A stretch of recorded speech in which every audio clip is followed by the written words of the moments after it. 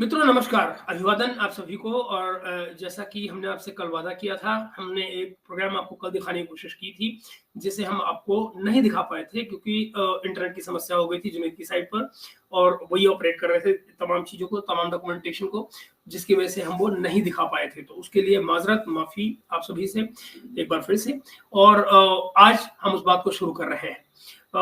तो मसला मसला ये हुआ है दोस्तों कि कुछ दिनों पहले हमने एक महिला है जिनका ने आपको उनकी डिटेल बताई थी, और जिसको लेकर आप सबने काफी हैरानी की भी दिखाई थी कि भाई कि अंदाजा नहीं था कि ऐसा कुछ है उन महिला के साथ में, पास उनका या उनका प्रेजेंट या उनके तौर तरीके।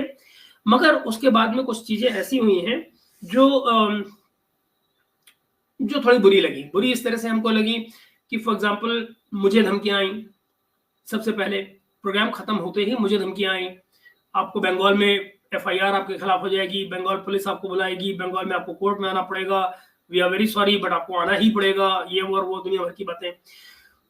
जब मैंने उनको पलट कर ये कहा कि भाई आपको जो करना करें, और सत श्री अकाल विराम भाई, अनाशा, जैसे जगन्नाथ। तो जैसे कि आपको बताऊं, जी जी जी जी जी, या बिल्कुल जी। तो जैसे ही ये हुआ तो मैंने उनको मना कर दिया। मैंने कहा आपको जो करना है करें, और I have the papers, I will prove myself right in the court and you have to do the same if you want to, so kindly go ahead. मैंने 2 दिन बाद नोटिस किया कि उन्होंने मुझे ब्लॉक कर दिया है, विच मेंट कि apparently she had left me alone, which was wonderful, very good news and I'm happy about it। मुझे कोई चिंता नहीं थी। मगर फिर उसी दोपहर मुझे फोन आने लगे जुनैद के, और पता लगा उन्होंने पता नहीं कहां से जुनैद का नंबर निकाला, और न सिर्फ जुनैद का नंबर निकाला और जुनैद को थ्रेटनिंग कॉल्स दिए, बल्कि जहां कहीं भी जिन चैनल्स कॉल नहीं किया जाते थे। सॉरी महेश जी, मुझे कॉल नहीं आया। नहीं कॉल नहीं, आपको व्हाट्सएप मैसेजेस आए। अपॉलॉजीज, इनको मैसेजेस आने शुरू हुए व्हाट्सएप पर, और एक्चुअली कॉल हम में से किसी को भी नहीं आया। कॉल सिर्फ हमारी दोस्त यास्मीन को आया इस बारे में। मेरे को भी मैसेज आया, मेरे को भी मैसेजेस आया थ्रेटनिंग का। मैं बताता हूँ जी, वो मैं बताता हूँ। तो हुआ ये कि जब ये जुनैद को भी थ्रेटनिंग मैसेज आने लगे, और इनको इस बात का ताना दिया जाने लगा कि आप मुसलमान होकर मुसलमान के खिलाफ कर रहे हैं। जब अब इसका ये भी एक कहानी है ना कि एक तरफ आप सनातनी करते रहे, फिर दूसरी तरफ मुस्लिम करते रहे, जहां जैसा मौका मिल जाए वही लड्डू खा जाए। खैर, तो जो भी है, मुझे इससे कोई चिंता नहीं है, आप चाहे सनातनी हो या मुस्लिम हो, मैं तो सबके लिए हिंदुस्तानी मानता हूँ सबको। तो खैर, तो मित्रों ये सब हुआ। तो फिर मैंने जुनैद को कहा, मैंने कहा भाई आप सीधे कह दीजिए कि भाई आपको मतलब जो भी करना है करिए, वी आर ओपन। ये हुआ एक बार। तीसरी बात फिर क्या हुई, फिर वो यास्मीन को भी धमकियां गई। अच्छा, इस बीच में जो पहले दिन मुझे जब मैसेजेस आए, तो उसमें मुझे बड़े प्यार से कहा गया कि जी आप मुझे ना, ये संदीप जी कौन है जो आपके साथ बैठे हुए, संदीप अग्रवाल जो हमारे साथ जुड़े हुए हैं, जिन्होंने उस दिन भी बात की थी उनके बारे में। तो कहा गया जी संदीप जी का नंबर दे दीजिए मुझे। मैंने कहा जी थैंक यू वेरी मच, जरूर लीजिए, ये लीजिए, मुझे कुछ छुपाने का क्या है। मैंने उनको नंबर दे दिया। अच्छा, नंबर देना इसलिए भी जरूरी था कि नमस्ते राधिका, नंबर देना इसलिए भी जरूरी था क्योंकि इन्होंने अपनी साइड की, संदीप जी ने अपनी साइड की बात कह दी थी, और एक निष्पक्ष आदमी के तौर पे मेरा ये फर्ज बनता था कि मैं उनको नंबर दूं। और मैंने उनको ये भी ऑफर किया, मैंने कहा अगर आपको अपनी बात कहनी है, आपकी साइड की कहानी है, तो प्लेटफॉर्म बराबर में आपका भी ओपन है, आप बराबर आइए और अपनी बात कहिए कि अगर वो गलत कह रहे हैं आप अपने डॉक्यूमेंट दिखाइए और अपनी बात कह दीजिए। मुझे कोई बात नहीं करनी किसी से, मुझे कुछ करनी है, मुझे मैसेज करने की जरूरत नहीं है। तो मैं कहा बिल्कुल कोई जरूरत नहीं, मैं नहीं करता message, thank you very much, चलो आगे चलो, मैं तो मैसेज लेकर रहा हूँ आप कर रही है। तो वो नहीं, फिर मगर वो continuously, you will not believe, हमने वो शो लगभग 12:15 बजे खत्म किया था। मुझे सुबह 3 बजे तक उनके मैसेज आते रहे, और 3 बजे मुझे उनको फाइनली ये कहना पड़ा कि स्टॉप इट, मुझे सोना है और मैं आपके मैसेज का जवाब नहीं दूंगा। एंड उसके बाद उनके मैसेज नहीं आए। नहीं। 3 बजे फिर उनका ये मैसेज आया कि मैंने देख लिया आप कितने गिरे हुए हिंदू हैं। ओके, मैंने कहा जी थैंक यू, सर्टिफिकेट दे दिया आपने मुझे गिरे हुए हिंदू का, तो आपका धन्यवाद, गिरे हुए हिंदू का सर्टिफिकेट लेकर हम खुश हैं। आप कितने उठी हुई हैं ये आप कोर्ट में देख लीजिएगा, जब आप कोर्ट में जाए, तो अगर जाए तो फिर देखा जाएगा कौन, ये तो कोर्ट ही बताएगा, कोर्ट ऑफ लॉ में बता लेगा कौन ऊंचा, कौन सही, कौन गलत। चलो ठीक है कहानी, यहाँ आकर हम खड़े हुए हैं। अब यहाँ आकर जरूरत क्या बनी, फिर उन्होंने यास्मीन को भी इस तरह से कहना शुरू किया, तुम्हें कोर्ट बुलाएंगे, तुमको कोर्ट। अच्छा, उस बेचारी की गलती खाली इतनी, उसने मुझे ऊपर नंबर दिया था, अरे बाय द वे वो नंबर भी नहीं दिया था, उन्होंने नंबर उनको ये कहा था कि भाई उन दिनों आपको याद होगा दुर्दाना वाला चक्कर चल रहा था जिसमें उन्होंने बात की थी, तो उसमें ये हुआ था कि दुर्दाना पर बात करनी थी, जिसके चलते आप ये था कि भाई उनको बात करनी होगी, तो नंबर इसलिए हुआ था कि भाई आप ये नंबर है महेश जी का, बात करना चाहते हैं आप, बात करना चाहे तो ठीक, नहीं करना चाहे तो ठीक, बता दें। उनका नहीं बात करनी है, मुझे उन्हीं के चल पे जाना है, तो वो आ गई और उन्होंने बात की और खत्म हो गया किस्सा। उसके बाद वो दिन और आज का दिन है, दोबारा उनको अगली बार कभी बुलाया नहीं आज तक, ना वो आए ना मैंने बुलाया, बात खत्म। ये है हमारा रिश्ता, ये है हमारी कहानी, ये रही बात। जुनैद भाई को उसके बाद में इन्होंने हमारे स्क्रीनशॉट लिया और ट्विटर पे डाल दिया। ट्विटर पे डाल के उन्होंने नीचे लिखा, ये जो कह रहे हैं ये और इनके खास मित्र, मतलब ये दोनों कभी मिले नहीं है, इनफैक्ट हम भी नहीं मिले कभी। मैं संदीप से आज तक जिंदगी में मिला हूँ, जुनैद उनसे कभी जिंदगी में नहीं मिले। जुनैद की तो फोन पे बात तक नहीं है, इनफैक्ट जुनैद के पास नंबर भी नहीं है फोन का उनके पास। तो जुनैद को उन्होंने कहा कि भाई इनके ये विशेष मित्र हैं, खास मित्र हैं संदीप जी, और इन्होंने सारे में ऐसी ऐसी खबरें फैलाई हैं, मेरे 3 हस्बैंड, मुझे एलिमनी लेनी है उनसे, तो मुझे एलिमनी लेने के लिए उनके डिटेल बताई जाए ताकि मैं उनसे जाकर अपनी एलिमनी ले सकूं। तो भाई जुनैद जी ने कहा husband number 1, husband number 2, husband number 3 सबको उन्होंने सर्टिफिकेट लगा दिए। अब इसमें परेशानी हो गई, किसी ने उनको मैसेज भी कर दिया ट्विटर पे कि भाई देख तो लो, जुनैद जी ने तो तुम्हारे प्रूफ लगा दिए सारे, तो उन्होंने पोस्ट ही डिलीट कर दी। जुनैद जी के पास वो चीज मौजूद है, वो सारा हमारे साथ मित्रों चक्रवर्ती जी जुड़ गई हैं जो देश की जानी मानी ह्यूमन राइट एक्टिविस्ट हैं, उन्होंने भी इस मामले में अच्छा खासा काम किया हुआ है और वो भी आपको अपनी बात बताएंगी। तो इससे पहले कि हम आपको प्रूफ दिखाना शुरू करें और कागज दिखाना शुरू करें और सच दिखाना शुरू करें, संगीता जी आपका स्वागत है और ये बताएं नमस्कार। आप इनके बारे में क्या जानती हैं। हमारी जो नाजिया इलाही खान साहिबा हैं, उन्होंने हमारे कुछ मित्रों को जो यहाँ मौजूद भी हैं, इन सबको उन्होंने धमका रखा है, उनको वो धमकियां दे रही हैं कि हमने उनके 3 हस्बैंड्स के सर्टिफिकेट मैरिज सर्टिफिकेट दिखा दिए हैं, बता दिए हैं, तो वो इनफैक्ट दिखाए नहीं है, हमने तो सर बताए थे, कहीं किसी और ने दिखा दिए, तो हमने कहा चलो ये धार्मिक काम हम भी कर देते हैं आज। मगर पहले ये बताएं कि आप उनके बारे में क्या जानती हैं, क्या आप उनके बारे में रिसर्च है, क्या आप कहती हैं उनके बारे में। आप भी बंगाल से हैं, वो भी बंगाल से हैं। जी नमस्कार। आज तो आपने बहुत अच्छा टॉपिक पे बात छेड़ दिए। मैं जिनका ऊपर काम करते करते खुद ही थक चुकी हूँ। बंगाल का बहुत सारा इशू में से एक बहुत बढ़िया इशू है कि ये जो जाल मतलब फोर्ज डॉक्यूमेंटेशन सबमिट करके खुद को वकील बोलना, मतलब किसी वो भी सुप्रीम कोर्ट का, मतलब कहीं लोकल कोर्ट का नहीं, कहीं हाई कोर्ट का नहीं, एकदम directly supreme court of India का नाम ले लिया।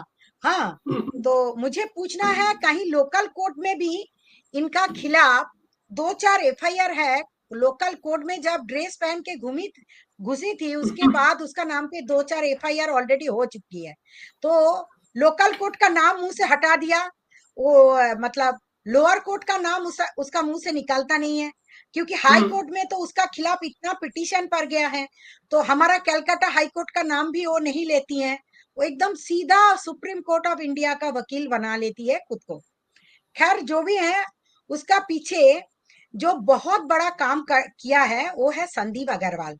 वो बहुत बड़ा विक्टिम है और इस विक्टिम का ऊपर जो जुल्म किया है नाजिया ने, उसका खिलाफ मैं आवाज उठाई थी और आवाज उठाने के बाद गवर्नमेंट ने उसके बाद 7 से 10 एफआईआर अगेन लॉन्च किया। आज संदीप ने, वो मेरा भाई भी है और बहुत अच्छा काम किया, मतलब जो एक्टिविस्ट का काम होता है उससे भी काफी आगे काम किया। वो खुद एक एक्टिविस्ट है, वो आपको बताया नहीं, संदीप खुद एक ह्यूमन राइट एक्टिविस्ट का काम करते हैं और छुपा रुस्तम का हिसाब से काम करते रहते हैं।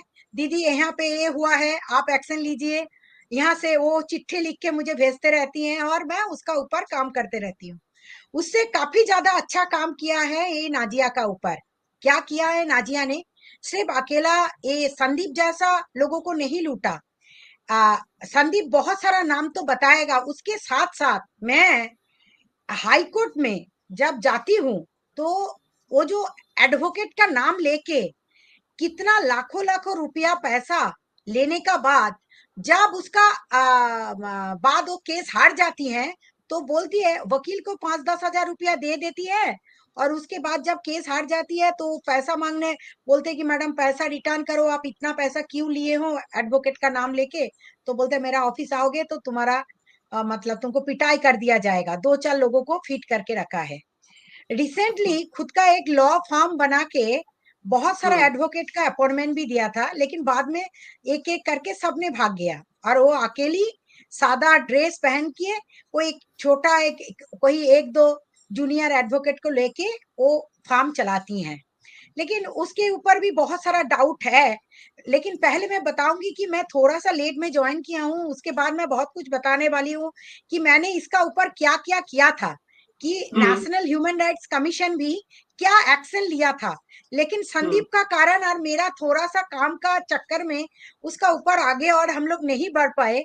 लेकिन बाद में लगा कि संदीप अभी इतना एक्टिव हो गई हैं तो उसके बाद हम लोग आगे और भी निकलते जाएंगे। लेकिन पहले स्टार्ट करें, कीजिए आप संदीप से।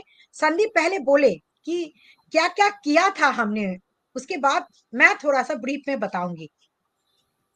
संदीप जी नमस्ते। दीदी नमस्ते भैया। मैंने उस दिन भी कहा था नाजिया इलाही खान के बारे में मीडिया पे आके, और लास्ट टाइम जो आपके चैनल के थ्रू, तो मेरे को रात में थ्रेटनिंग आना शुरू हो गया नाजिया इलाही खान का। वो अपने व्हाट्सएप से मेरे को मैसेज कर रही और मेरे को ये लिख रही है कि तुम अपने किसी दोस्तों का नाम, का अजीब नाम लेके कि मैं रेप करा दूंगा, तुम मेरा रेप करवा दोगे। तो मेरे को ये बात उसकी समझ में नहीं आती है, कितने लोगों को ऐसे करके रेप केस में फंसाना चाहती है। ये मॉलेस्टेशन, ये रेप केस, ये क्या इतना आसान है क्या? ठीक है, वो लेडी है, लेडी के ऊपर भी कानून है। ऐसा नहीं है कि वो जो चाहेगी वो जब चाहेगी वो हो कर देगी। पुलिस ऐसे थोड़ी बैठी हुई है। वो कलकत्ता पुलिस हो, दिल्ली पुलिस हो, यूपी पुलिस हो, वो किसी को भी टैग करे। तो पुलिस भी तो ऐसे नहीं है कि किसी को भी पकड़ के ले आएगी रेप केस को लेके। रेप सबसे ब्रूटल क्राइम है। और उसने फेसबुक पे मेरी फोटो लगा के और मेरे को टैग किया, जबकि मैं जुनेद भाई को जानता नहीं हूँ।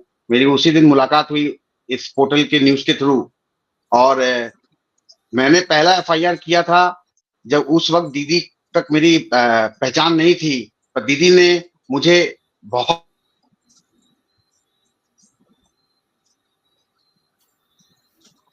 हेलो भैया, हाँ मेरी आवाज आ रही है? हाँ आ रही है। तो मैंने मेरा जब मामला हुआ था जो बंगाल के एक मंत्री के साथ में, उसके बाद में जब मैं इनके पास पहुंचा था, ये अपने आप को एडवोकेट सब जगह आप देखिएगा, फेसबुक, ट्विटर, और आज के डेट में भी वो अपने आप को आईनजीबी जो बताती है। तो इतना सिंपल सा क्वेश्चन है कि मैंने उनको अपॉइंट किया एज अ लॉयर। वो काला कोट पहन के जाती है। मैंने सिर्फ इतना पूछा, जब मेरे को लगा कि ये लॉयर नहीं है, तो उनसे पूछा कि आपका एनरोलमेंट नंबर क्या है, एलएलबी डिग्री क्या है। इनके पास में चिट्ठी गई हमारे दूसरे एडवोकेट की, जब इनका चैप्टर क्लोज हुआ, जब मुझे पता चल गया, तो आज तक उसका जवाब नहीं दे पाई है कि इनका लॉयर एलएलबी डिग्री कहाँ से हुआ है और ये एनरोलमेंट नंबर कहाँ का है। तो ये जितने भी मीडिया, इसके सेल्फ अरेंज मीडिया कुछ पोर्टल्स हैं जो लोग इसको हेल्प करते हैं, और ये मतलब इंट्रोडक्शन देते हैं कि हम लोग के साथ सुप्रीम कोर्ट की आईनजीबी, तो इनका डिग्री कहाँ है? कोई जैसे इन्वेस्टिगेटिव जर्नलिज्म होना चाहिए कि जो भी आदमी किसी को भी मीडिया पे लेके अगर आ रहा है, अगर तो उसके बारे में थोड़ी जानकारी तो होनी चाहिए। उनके बिना जानकारी के ये बोल देते हैं सुप्रीम कोर्ट की, और ये साथ में बोलती है मैं आईनजीबी हूँ। लॉ फॉर्म चला रही है, तो लॉ फॉर्म चलाने के लिए भी आपको एलएलबी डिग्री होनी जरूरी है। आपके ऊपर में ऑलरेडी 419 का आईपीसी सेक्शन का केस हुआ है, इम्पर्सोनेशन, और आप काला कोट पहन के निकलती हैं। इनसे अगर डिग्री मांगी जाती है तो ये सीधा बोलती है ममता बनर्जी एलएलबी की है, उनके साथ कंपैरिजन करना शुरू, फलाना के पास में ये कंपैरिजन शुरू, और सबको बोलती है मैसेज में या फेसबुक पे लगा देगी मॉलेस्टेशन, मेरे को थ्रेटनिंग आया है, मेरे को ऐसा आया है, वैसा आया है। पर आज तक जितना भी आया होगा या नहीं आया होगा वो उनकी बात है, लेकिन ये सबको डराती है इस बातों से। और वाजिब बात है कि किसी भी लेडी को अगर जेन्युइनली थ्रेट आए तो वो कंप्लेन करे, पर इनकी जो थ्रेट है ना, वो व्हाट्सएप में ये खुद थ्रेट देती है ये सबको खुद थ्रेट देती है। आज जब मैंने संगीता जी से बात किया, संगीता दीदी ने इतना काम किया मेरे लिए कि उन्होंने ह्यूमन राइट्स में मेरे लिए बिहाफ में चिट्ठियां भेजी, यहाँ तक कि सम्मन भी हुआ सीपी कोलकाता का, डीजीपी को भी, उसके ऊपर में कार्रवाई भी हुई, फिर किसी कारण हम लोग आगे नहीं बढ़ पाए। और एफआईआर जो हुई है, मैं तो एफआईआर का नंबर बोल रहा हूं, अगर किसी को जानकारी चाहिए तो आरटीआई कर सकता है। इसके ऊपर ये लॉयर है, हाई कोर्ट, जो भी कोर्ट की लॉयर ये बोलती है अपने आप को, तो वहां के जो बार एसोसिएशन है वहां पहुंच जाए। मेरा मीडिया पे आके मेरे पैसे तो खा चुकी है, जो कि बैंक से ट्रांसफर हुआ, मेरा ये काम, मेरा पैसा डूब चुका है, लेकिन और कोई नहीं फंसे और कोई बर्बाद ना हो पाए, इसीलिए मैं आके ये बात सबको बताना चाहा कि कोई ना फंसे, क्योंकि ये क्लास 4 फेल है, ये क्लास 4 फेल है। ये अभी मैंने दीदी को बताया था कि इन्होंने जब ये अरेस्ट हुई थी 2021 में और बेल जब इनका हुआ, तो ये सबको बता रही है कि मेरे को तो 100 पुलिस घर पे आई थी, मैंने तो सबको चाबी दे दिया, मेरे घर पे ईडी भेजो, और मेरे घर में इतने पुलिस आ गए, तो मेरे को पुलिस ममता बनर्जी ने फंसा दिया। ऑनरेबल सीएम संदीप भाई, ये ऐसे लंबा हो जाएगा बहुत, तो मैं आपको ये बात बताऊं कि सारी बात का तोड़ मोड़ ये है कि अभी जब हमने भी नहीं, ये बात क्लेरिफाई इसलिए कर रहा हूँ बंगाल में, क्योंकि किसी को बदनाम नहीं करना चाहिए। आज मुख्यमंत्री हो या कोई भी पार्टी के हो, ये जो बताना चाह रही है कि इनकी जो बेल हुई है उसका कारण सिर्फ एकमात्र ये कारण है कि इनके 13 साल का जो बच्चा है उनके मेडिकल ग्राउंड पे इनका बेल हुआ है। ये मैं सबको बताना चाहता हूँ, जबकि मैं कोर्ट का ऑर्डर कॉपी भी आपको भेज चुका हूँ। इनकी बेल इसलिए हुई है और उसके बाद निकल के ये अपने को फिर आईनजीबी बता रही है। और इन्होंने अभी किंगस्टन लॉ कॉलेज में एडमिशन लिया, जिसपे दीदी ने काम किया, आरटीआई की। आरटीआई करके ये पता लगा कि नाजिया रहमान बोल के इन्होंने 2021 में बीए एलएलबी का कोर्स के लिए 5 साल का कोर्स के लिए एचएस की सर्टिफिकेट जमा की है।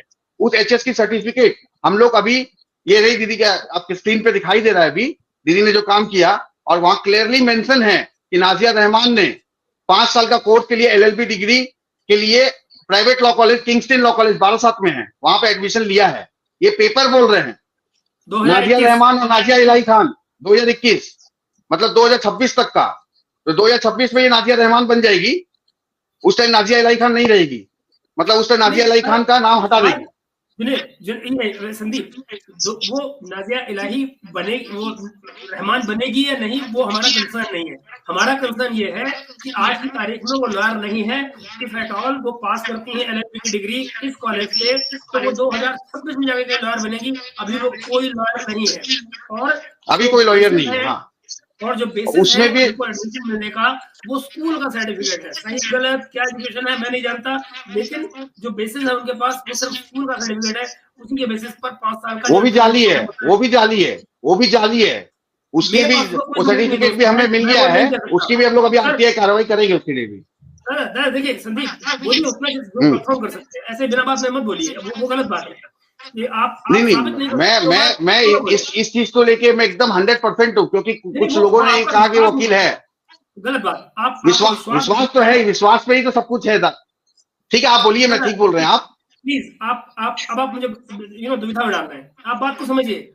जो बात आप कागज से साबित कर सकते हैं वो करिए, जो नहीं कर सकते हैं वो आपका एजम्पशन है। एजम्पशन पे बात मत करिए। ठीक है, वो भी कर देंगे, वो भी कर देंगे, उसके लिए भी बैठेंगे। अभी नहीं, जब होगा तब होगा, अभी नहीं, वो वहां मत जाइए आप। तो ओके, तो मित्रों एक ये हुआ। दूसरा, हाँ, तो दीदी आप बता रहे थे, संगीता जी आप बताएं।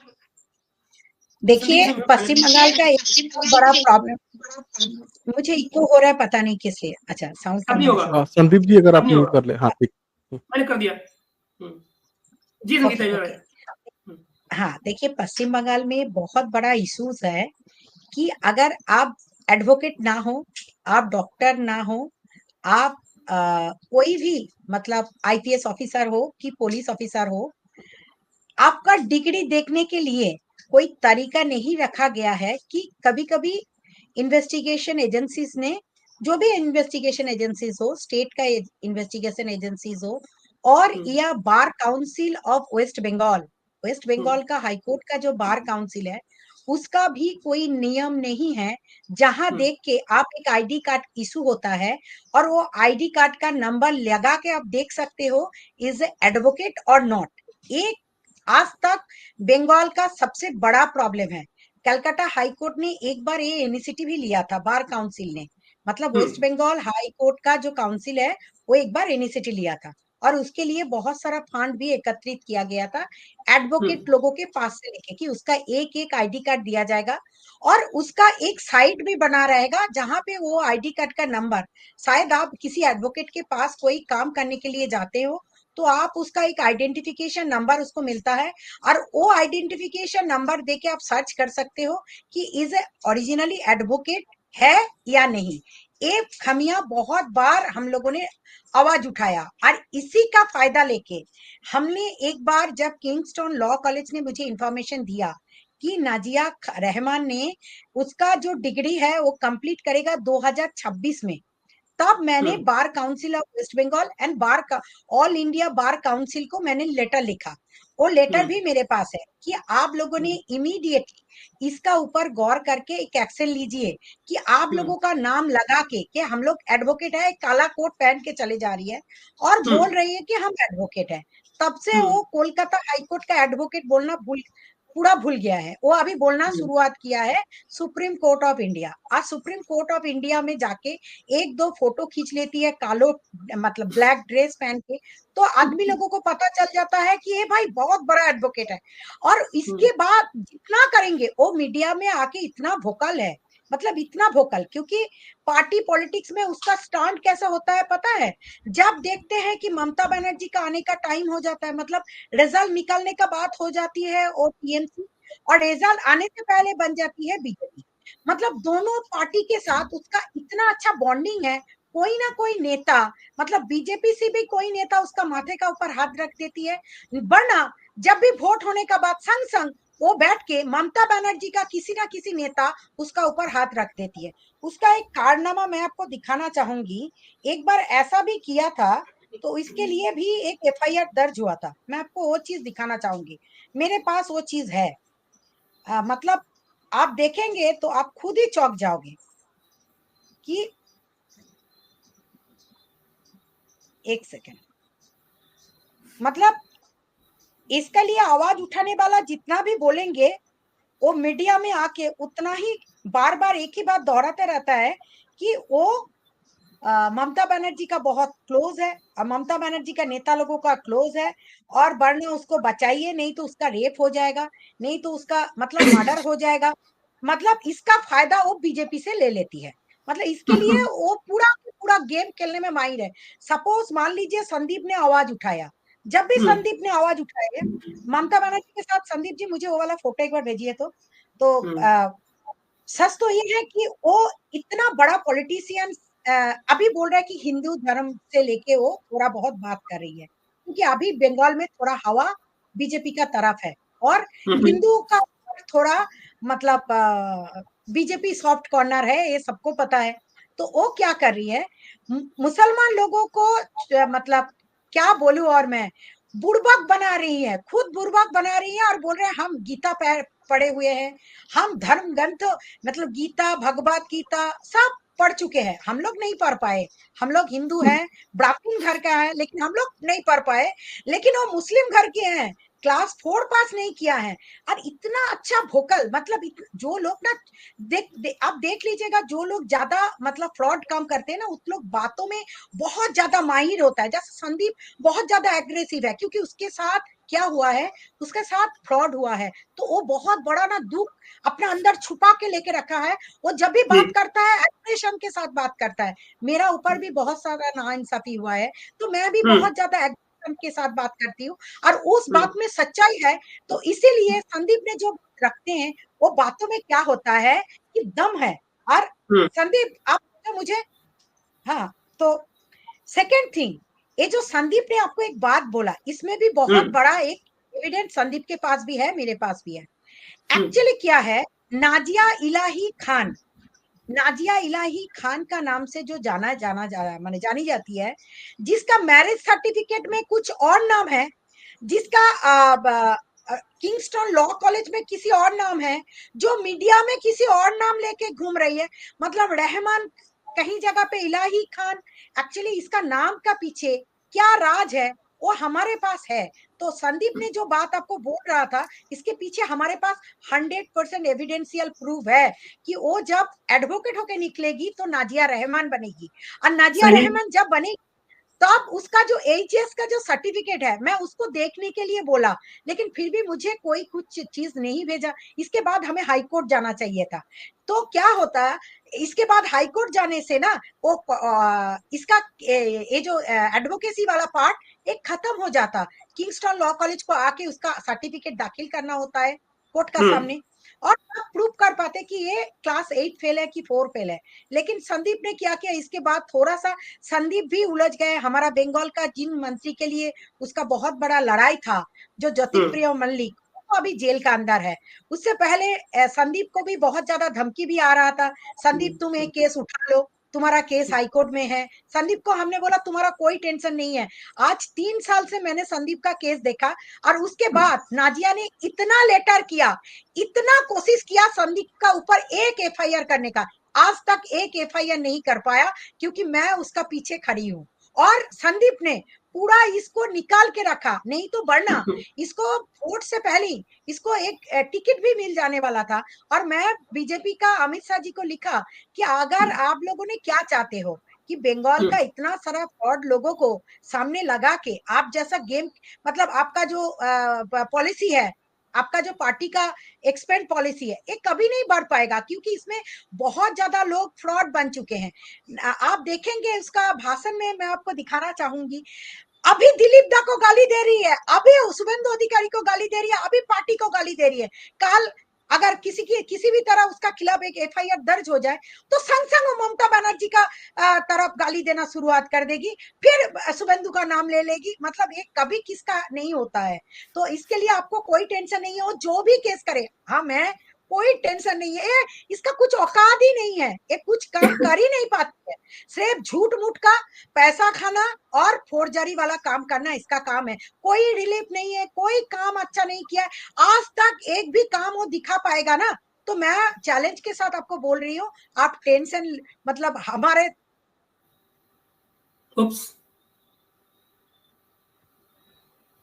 ये क्या हो गया, ये संगीता जी का कनेक्शन टूटा है दोस्तों, तो इसके लिए माफी।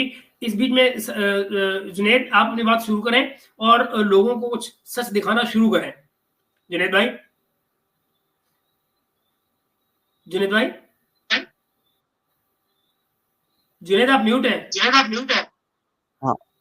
हाँ महेश जी, अगर आप स्क्रीन का परमिशन दे तो अलाउ करे तो मैं प्रेजेंट करना शुरू करूँ डॉक्यूमेंट। ये लीजिए। जी ठीक है, और आप बोलिए। तो दोस्तों हमारा इस वीडियो का या आज के लाइव का सिर्फ एक ही उद्देश्य है, जैसा कि आप सब देख सकते हैं कि नादिया जी को एलिमनी क्लेम करना है, और हम उनकी सिर्फ मदद करना चाहते हैं कि वो क्लेम कर पाए सही तरीके से। ठीक है, और उन्होंने खुद बोला है, हालांकि मैंने कभी नहीं क्लेम किया कि मैं उनके हस्बैंड्स को जानता हूँ, हस्बैंड्स को। ठीक है, ये अगर आप देख रहे होंगे हस्बैंड्स, ठीक है, आई थिंक कि उनको और नजदीक कर सकते हैं जुनैद, इसको क्लोज अप कर सकते हैं इसका क्या, क्योंकि पढ़ने में नहीं आ रहा है स्क्रीन पे। ओके, मैं कोशिश कर रहा हूँ। ठीक है, अभी नहीं, अभी तो कुछ भी नहीं हुआ। चले कोई नहीं। तो ये बहरहाल ये एज पर द डॉक्यूमेंट्स ये शहजाद इलाही खान इनके पहले पति देव हैं। ठीक है, पति मुबारक, और ये उनकी वाइफ नाजिया इलाही खान। ठीक है, और ये जो डॉक्यूमेंट्स है जैद इलाही खान का बर्थ सर्टिफिकेट है, जो कि इनके सुपुत्र हैं। 2008 में उनका जन्म हुआ, और आज के डेट में करीब जोड़ा जाए तो 16 साल, 15 या 16 साल एज होगी उनकी। जुनैद रुको, मैं तुम्हें यहाँ पर इसको हम मिनिमाइज करें क्या, थोड़ा जुनैद इसको मिनिमाइज कर सकते हैं? हाँ, आप हाइड कर दो। ओके मित्रों, ऐसा है, अब जरा सुनिए, जुनैद ने आपको बड़ी कमाल की जानकारी दी है। वो क्या कि इनका एक बेटा है ना। अब जरा सुनिए, आप उनके चाहे फेसबुक अकाउंट पे जाए या कहीं भी जाए, अभी आपको उसके नजर आएंगे प्रूफ। तो वो मोहतरमा है 2075 की पैदाइश, सॉरी 1975 की, 1975 अक्टूबर। अब जरा गौर कीजिएगा, एज पर फेसबुक। हाँ, तो उम्मीद की जाए ना, मैंने बताया फेसबुक, तो फेसबुक के हिसाब से उनकी उम्र, सॉरी, उनकी जो बर्थ डेट है वो 75 की है। अब आप आगे चलिए, 75 से अगर आप आगे आएंगे तो आज की तारीख में क्या उनकी उम्र बनती है वो आप देख लीजिए। ये कोई आवाज आ रही है बैक में पता नहीं किसी। और दूसरा क्या है, there is some sound coming, I don't know which end. So okay, Sangeeta जी के बैकग्राउंड से, संगीता जी आई रिक्वेस्ट कि अगर आप म्यूट कर ले थोड़ी देर के लिए बस, थैंक यू। अच्छा, दूसरे क्या हो रहा है कि उनका ये कहना है कि वो 18 साल की उम्र में, मात्र 18 साल की उम्र में, इनफैक्ट 18 साल 7 महीने की उम्र में, ये प्रिसाइज उनका कहना है, 18 साल 7 महीने की उम्र में विधवा हो गई थी। अब आप गिनती गिनिए, उनके बेटे की उम्र है, सॉरी, उनके बेटे की birth date according to all official documents 2008 की है। अब जरा आप गिनती गिनना शुरू करिए, 1975 की पैदाइश, 17 साल की उम्र में उनका 18 साल और 7 की उम्र में उनका हस्बैंड की डेथ हो गई, विधवा हो गई वो। तो जरा हिसाब लगाइए क्या हुआ, 75 10 85 3 88, 88 में अगर उनके हस्बैंड की डेथ हो गई तो 2008 में बेटा कहां से आ गया? अब बताइए मुझे, कुछ तो है जिसकी पर्दादारी है जनाब, या तो वहां झूठे हो आप या यहां झूठे हो। पर 18 साल 7 महीने का मतलब होता है आप 1988 और 89 के बीच में विधवा हो चुकी थी। अगर आप 1988 और 89 के बीच में विधवा हो चुकी थी तो 2008 में बेटा कहां से आ गया भाई? इतनी लंबी प्रेगनेंसी, ये क्या मतलब बना? और अगर 2008 में बेटा हुआ और कोई हस्बैंड ही नहीं था तो क्या हस्बैंड भी को ब्लूटूथ से होने लग गया है? सॉरी, वो बच्चा भी ब्लूटूथ से होने लग गया है, फार ऑफ, कहीं दूर से।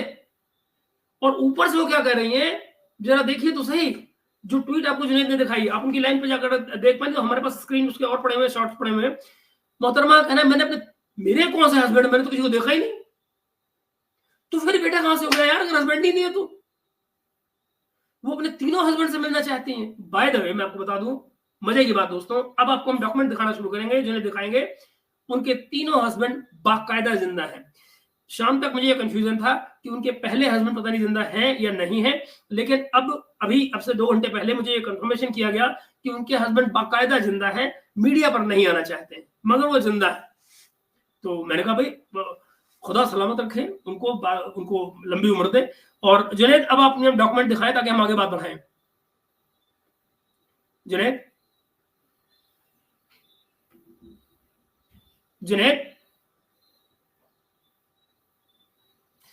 आप म्यूट है भाई। म्यूट है जुनैद भाई, म्यूट है।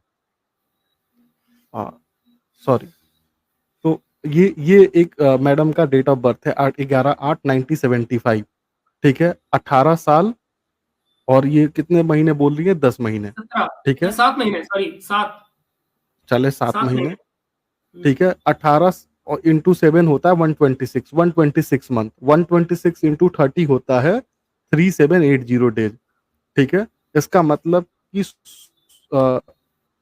16/12/1985 वो साल था जब ये विधवा हुई थी, ठीक है। आज तारीख है 30/8, दोनों का डिफरेंस है 14137 days, divided by 30 471 month, divided by again 12, तो इनके जो बेटे हैं उनकी एज 39 होती है, ठीक है। तो यहाँ पे मैथ्स चक्कर खा जाएगा, मतलब इतने झोल हैं इनकी कहानियों में, माँ कसम। और ये देखें इनका डेट ऑफ बर्थ, ठीक है जी। तो बहरहाल ये हम उनकी मदद करना चाहते तो ये हो गए इनके पहले पतिदेव, ठीक है। और ये दूसरे पति मुबारक, ठीक है।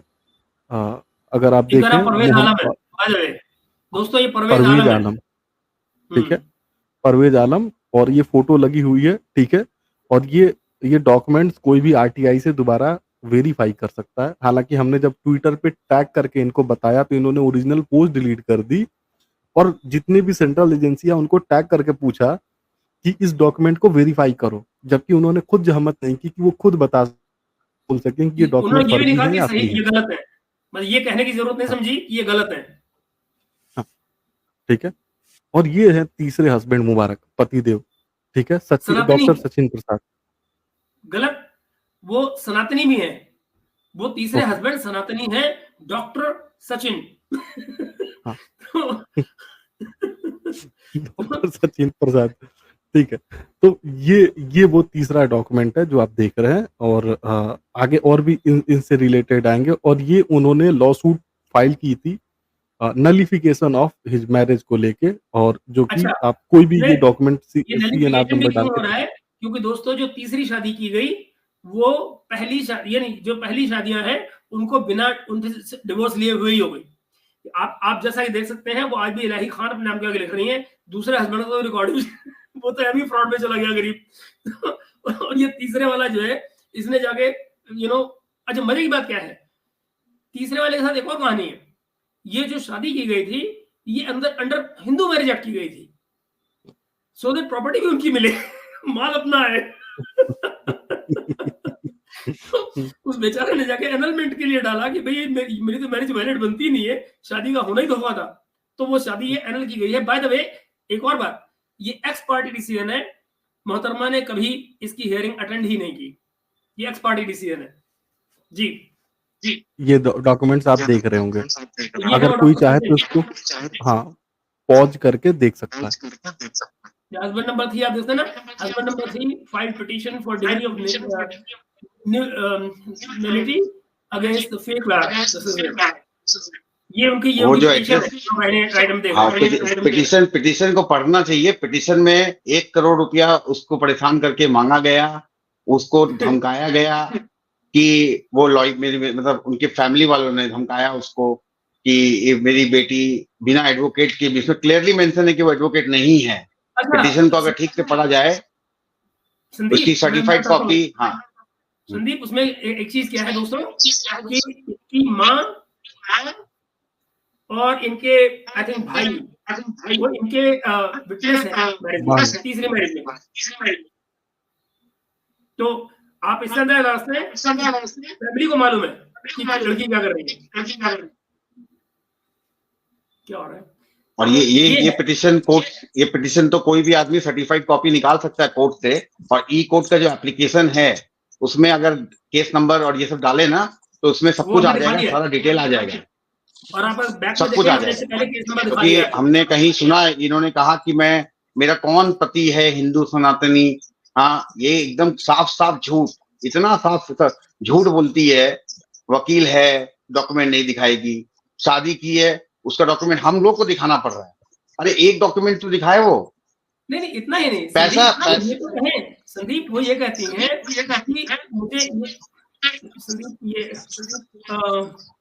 संदीप वो ये कहती हैं कि दिल्ली पुलिस कोलकाता पुलिस जांच करे कि डॉक्यूमेंट सही है या नहीं। मतलब संदीप आपका माइक हाँ, संगीता जी को बताना चाहता हूँ कि उन्होंने मुझे मैसेज किया है कि थ्रेटनिंग का, जो कि किसी का नाम जोड़ के रेप का या फलाना का, और मतलब सब जगह ये बोलती फिर रही है कि भागा हुआ वो असामी है, ऐसा है वैसा। मैं भागा हुआ क्यों हूँ? मेरा फोन चालू है, मेरा फोन चालू है, मैं रहता हूँ एकदम पॉश इलाके में रहता हूँ। मैं उनकी तरह ये सब नहीं करता हूँ कि मैं काला कोट पहन के या पुलिस का यूनिफॉर्म पहन के मैं निकल गया। मेरा मैटर कलकत्ता में, बंगाल में सब जानते हैं क्या मैटर हुआ था क्या नहीं। संदीप एक मिनट, और जरा ये समझो कि सुप्रीम कोर्ट के लॉयर को ये नहीं पता, ऐसी भी अंग्रेजी नहीं आती, क्योंकि वहां हिंदी में पिटीशन नहीं जा रही सुप्रीम कोर्ट में, अंग्रेजी में जा रही होगी मैं समझता हूँ, सारी गई है। वो एब्सकॉन्डर और एब्सकॉन्डेड का नहीं मतलब जानती है, तो वो मुझे मैसेज करती हैं कि संदीप इज एब्सकॉन्डेड। तो मैंने कहा यार एब्सकॉन्डेड नाउन कब से होने लग गया? ये मैं नहीं समझा। मतलब अच्छा, उनकी अंग्रेजी तो ऑक्सफोर्ड यूनिवर्सिटी की। सर वो आगे लिखती हैं जुनैद को कि tell me about my husbands, और हस्बैंड्स कैसे लिखती हैं? अपॉस्ट्रोफी एस के साथ में। मतलब उनको नहीं पता कि हस्बैंड का प्लूरल क्या होता है। और आप बताइए सुप्रीम कोर्ट के लॉयर हो, मेरे पास इसके बहुत महेश सारे जी, मैं आपको बताता हूँ, ये नहीं है। औरत जो है चिल्ड्रंस भी लिखेगी, ठीक है? ठीक है, पीपल्स भी लिखेगी। ठीक है, वो और पॉसिबल है, कोई वो भरोसा प्रोसेस नहीं, में किसी दोनों ही दिन लिखना पिटीशन पॉसिबल को प्रोस्टिट्यूशन भी लिखी आएगी। है। खैर आगे चलते हैं, तो जुनेद आगे दिखाएं, इससे आगे चलें। ठीक है, और ये यहाँ पे ये डिसीजन है कि इन्होंने नलीफाई कर दिया। हाँ, ये डिग्री ऑफ नलीफाई है, बिल्कुल जी। आगे ठीक है, और ये वो है जो हमने बहुत ग्रेट। दिखाया था। और ये देखिए दोस्त, ये इनके हैं वो जो सचिन प्रसाद, ये सनातनी हस्बैंड, जो अपने फेसबुक की प्रोफाइल पे टॉप पे क्या लिख रहा है, आई एम सरेंडर्ड। अब ये भी कमाल है, मतलब ये भी कौन सी अंग्रेजी में नहीं जानता। I am surrendered in front of you, happy Valentine day, Nazia Elahi Khan. अब मेरी समझ नहीं आया ये कैसा हस्बैंड है जो इसको कह रहा था कि भाई कम से कम मेरा नाम लगा ले अपने पीछे, और कुछ नहीं तो। पर वो नहीं, खैर वो भी सनातनी है ना, तो ऐसे ही होता है, ओपननेस है, तो आगे चलो आगे बढ़ाओ। ये है वो क्लोजर सनातनी हस्बैंड,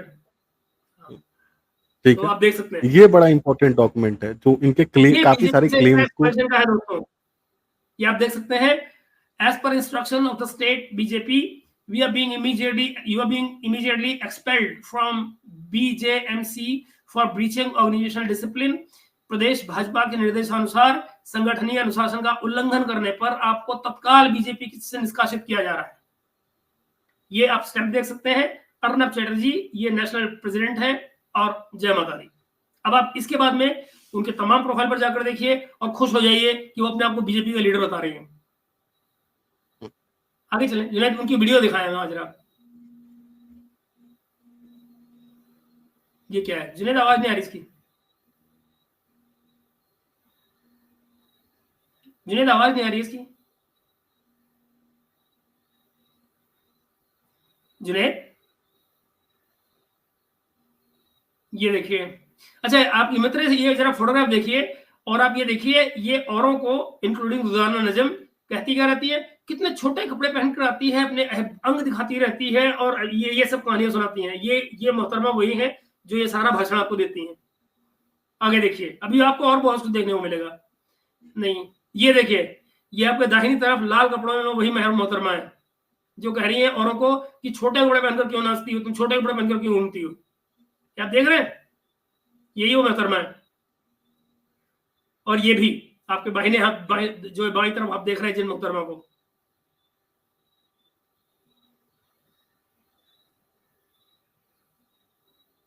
आगे चले जाए। ये आपकी आवाज नहीं आ रही इसमें, पता नहीं क्यों वीडियो में।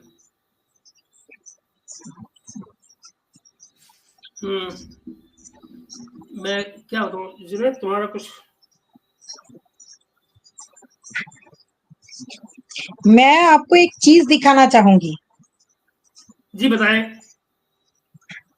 अच्छा जी मैम, मुझे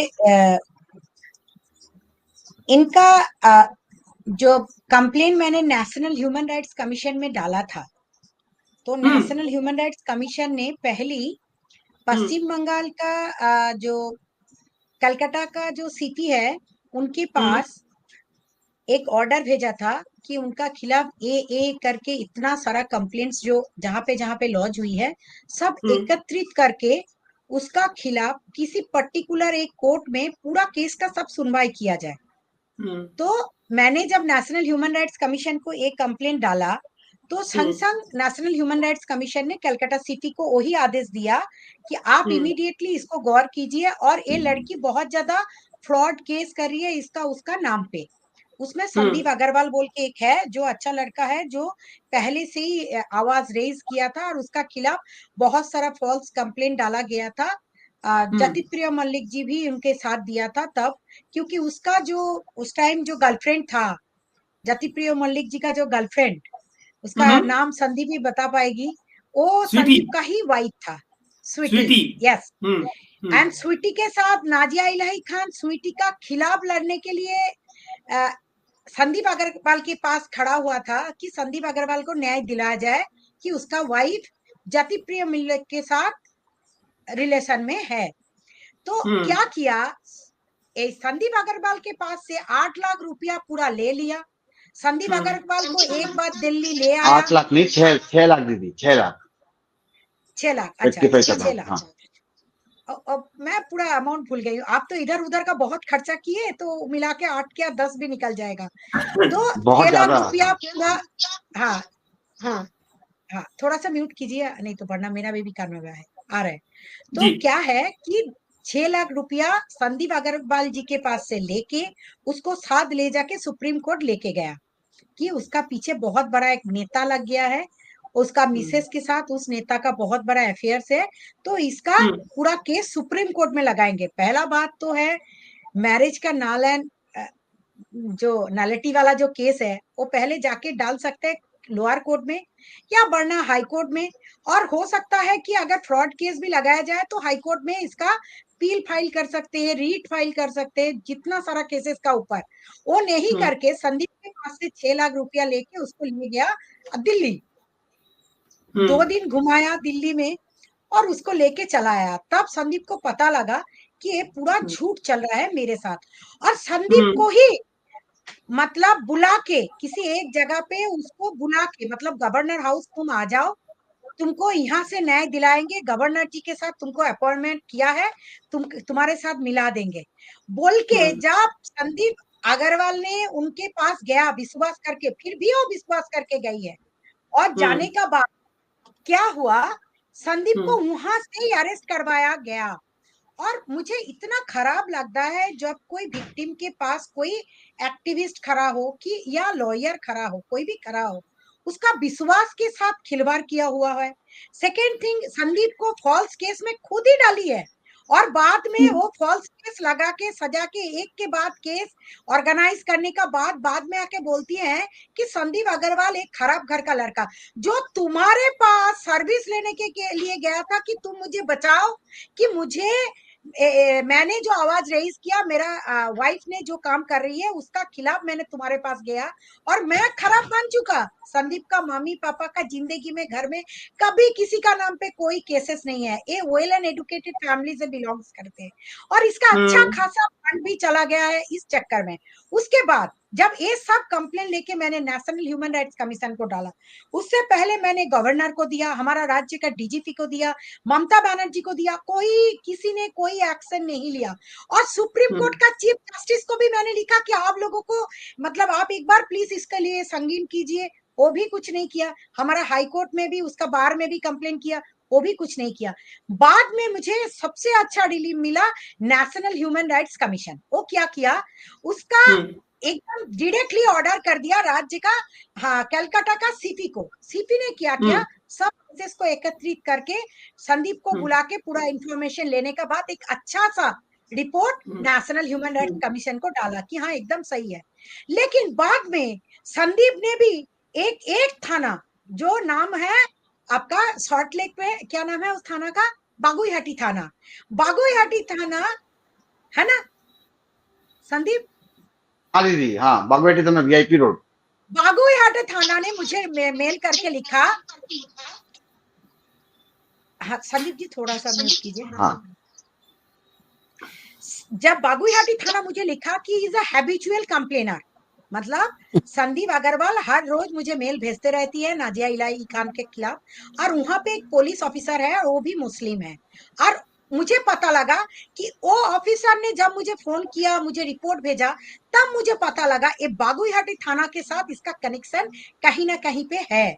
और संग संग मैंने उसी ऑफिसर का खिलाफ दोबारा लिखा, और हमारा जो कलकत्ता का सीपी है उसका खिलाफ दोबारा लिखा कि सीपी ने भी जो कंप्लेंट भेजा, मतलब जो रिपोर्ट भेजा, उसमें कहीं कहीं खामती है। संदीप अग्रवाल को लिखा गया है नेशनल ह्यूमन राइट्स कमीशन में, और मुझे रिपोर्ट भेजा गया इज अ हैबिचुअल कंप्लेनर। लेकिन आप एक बात बोलिए, कौन हैबिचुअल कंप्लेनर होता है जिनके पास करने का कोई मतलब ताकत नहीं होता, वो पुलिस को ही लिखता रहता है, तो उसके पास से तो वो इंफॉर्मेशन है तो बोल के तो लिखती है, उसका तो हिम्मत है कि वो पुलिस को लिखती है, तो कंप्लेनर होना बहुत सही बात है। और संग संग नेशनल ह्यूमन राइट्स कमीशन राज्य का, हमारा जो डीजी मतलब ममता बनर्जी का, एकदम संग हमारा नेशनल ह्यूमन राइट्स कमीशन का एक अच्छा सा ऑर्डर मैं आपको दिखा रही हूँ, स्क्रीन पे मैं दिखाना चाहूंगी एक बार। उसको समन इशू किया डायरेक्टली कि आप दिल्ली आ जाओ, आप दिल्ली आ जाओ डीजी, आप क्यों झूठ रिपोर्ट लिख रहे हो नादिया इलाही खान के लिए? ओके तो नादिया, ये मैं बाद में आपको सब दे दूंगी, मेरे पास बहुत सारा एविडेंस है उसका। तो संदीप ने जो बोल रहा है उससे भी काफी ज्यादा एविडेंस मेरे पास है। तो मैंने संग संग क्या किया, इतना अच्छा ऑर्डर मिलने के बाद मैंने इनको बोला एक काम करो संदीप, इसका आगे हमें और निकालना है, तुम दिल्ली हाई कोर्ट में इसका खिलाफ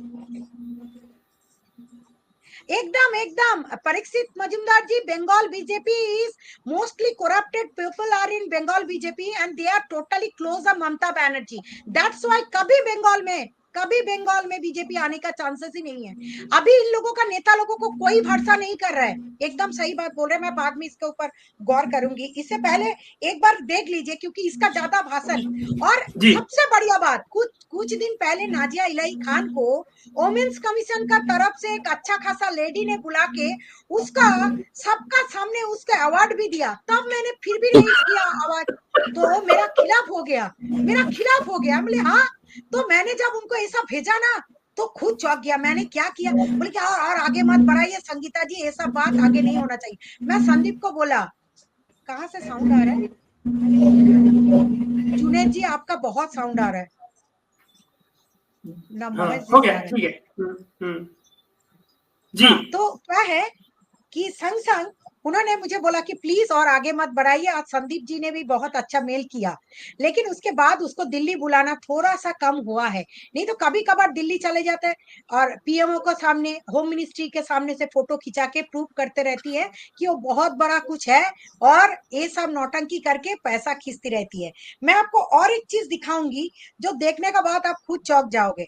जब उसको बीजेपी से हार धक्का मिला तो वो बहुत बड़ा टीएमसी नेत्री बन जाती है, इस तरीके से फोटो एडिट करके ममता बनर्जी के साथ।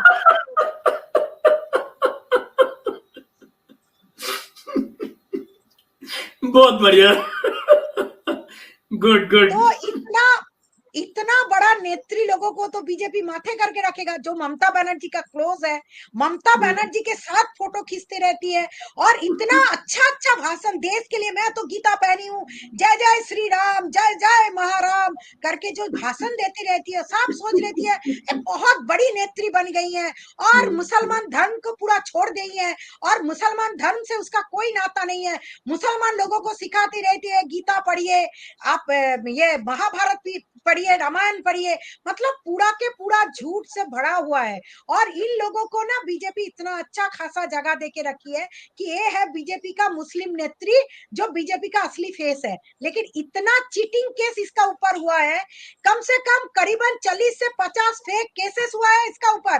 कोई टेंशन मत लीजिए, पूरा ऑल वेस्ट बंगाल से कहीं ना कहीं पे फ्रॉड केसेस से भरा हुआ है इसका नाम पे, और हर जगह पे चीटिंग और पैसा उठाते जाता है। और इसको पकड़ने के लिए पुलिस क्या काम करेगी? पुलिस का काम दिया है कि आप सिर्फ पार्टी का काम करो। क्यों इसका एक्शन नहीं होता है? इसको अगर एक्चुअली क्या है, 420 वाला सेक्शन आप तो जानते ही रहती है, कहीं ना कहीं पे जाके बेल मिल जाती है, और वो फिर अपना काम में लग जाती है।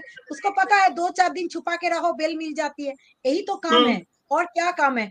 इसको लीगल पॉइंट ऑफ व्यू में से थोड़ा तो नॉलेज है ना, थोड़ा तो एडवोकेसी का नॉलेज तो है ना, तो इसी का फायदा वो उठा लेती है। मैं क्या बोलूं। और इसके लिए जिंदगी भर हमारा जो बंगाल का हाल कभी सुधरने वाला नहीं है, फ्रॉड एडवोकेट से भर गया है। उसका इतना बड़ा बड़ा बैनर, अगर आप बड़ा बाजार जाओगे ना तो उसका बड़ा बड़ा बैनर देखोगे बीजेपी का, और एक नेत्री जिनका खिलाफ मैंने आवाज उठाया, प्रियंका टिब्रीवाल, उनके साथ दोनों मिलके फोटो खिंचा के बड़ा बड़ा बैनर देके लीगल हेल्प खोल के रखी थी। जब मैंने प्रियंका टिब्रीवाल को टोकना शुरुआत किया, प्रियंका टिब्रीवाल उससे काफी ज्यादा हट गई हैं। बीजेपी का बहुत सारा नेता भी उससे पास से हट गई हैं। तो आपको टेंशन लेने का दरकार नहीं है। और एक चीज आप देखिए, मैं आपको दिखाना चाहूंगी नाजिया मुझे क्या लिखा है कि आप आज संदीप मुझे मार दोगे, मतलब यू विल किल मी, ठीक है। और वो भी इंग्लिश देखिए एक बार, मतलब जब मैं, मतलब वो मुझे क्या डरते रहती है, एक बार देखिए मैं क्या काम करूं। और बोलिए, जिंदगी में मतलब फ्रॉड देखते देखते मैं खुद ही पजल हो चुकी हूँ। अगर आप दोनों ने अगर स्टॉप नहीं होंगे जी जी you and Sandeep will going to murder me, मतलब मुझे मर्डर करोगे। हम बोले तुमको जहां जाना है तुम जाओ, तुम जहीं जाके मेरे नाम पे एफआईआर करना है तुम कर सकते हो, मेरे लिए कोई टेंशन का बात नहीं है, तुम जहां जाना है जाओ, तुम कुछ नहीं कर सकती हो। तो आज 3 साल से संदीप भी शांति है, हमें भी शांति है कि हाँ उसको सिर्फ एक ही संदीप का नाम दिमाग में आते रहते, क्योंकि मेरा नाम अगर लेगा तो मैं तो एफआईआर कर दूंगी, मेरा नाम लेगा तो मैं एफआईआर कर दूंगी। आज संदीप का नाम लेते लेते खुद थक चुके हैं। आज संदीप भी उसको मतलब जो सबक सिखाना था जिंदगी में बहुत ज्यादा सिखा पाए, लेकिन फिर भी वही तो बात है, 420 वाला सेक्शन है और वो भी जाके कभी ना कभी बेल मिल जाता है और ये फोर्जरी वाला काम चलते रहती है। ठीक है, सही है, बिल्कुल ठीक है। जी जुनेद, आगे कुछ दिखाना चाहेंगे आप? उसमें है कुछ और आपके पास दिखाने को? बिल्कुल है महेश जी, अगर आप स्क्रीन अलाउ करें तो। उसके अलावा मैं एक और बात बता दूं, इन्होंने मौलाना साजिद रशीदी के ऊपर 10 करोड़ का डेफामेशन का नोटिस भेजा।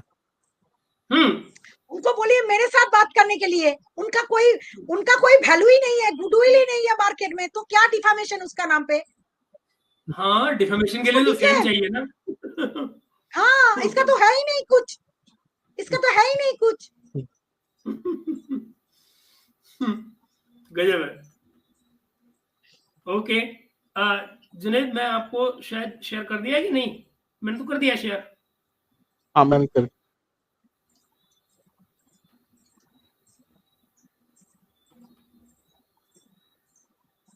ये जुनेद इसमें वॉइस नहीं है।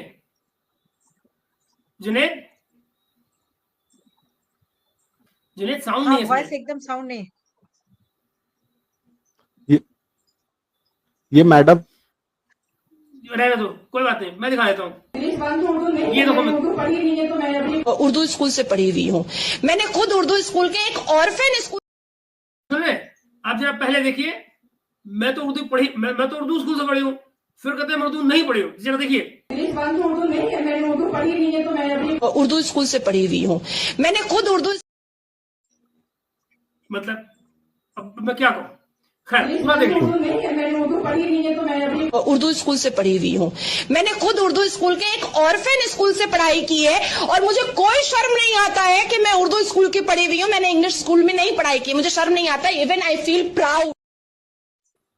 जी मैं एक एक करके डॉक्यूमेंट्स दिखाता हूँ। ऑर्फन स्कूल में, अब ये अल्लाह जाने क्या होता है। एनीवे, आगे देखेंगे और आपको आनंद आएगा जीवन में। अबू धाबी जब विजिट की थी तो वहां पर भी लोगों ने मुझसे पूछा था कि आप उसी पश्चिम बंगाल से आएंगे जहां शारदा नारदा रोज वैली चिटफंड हुआ था।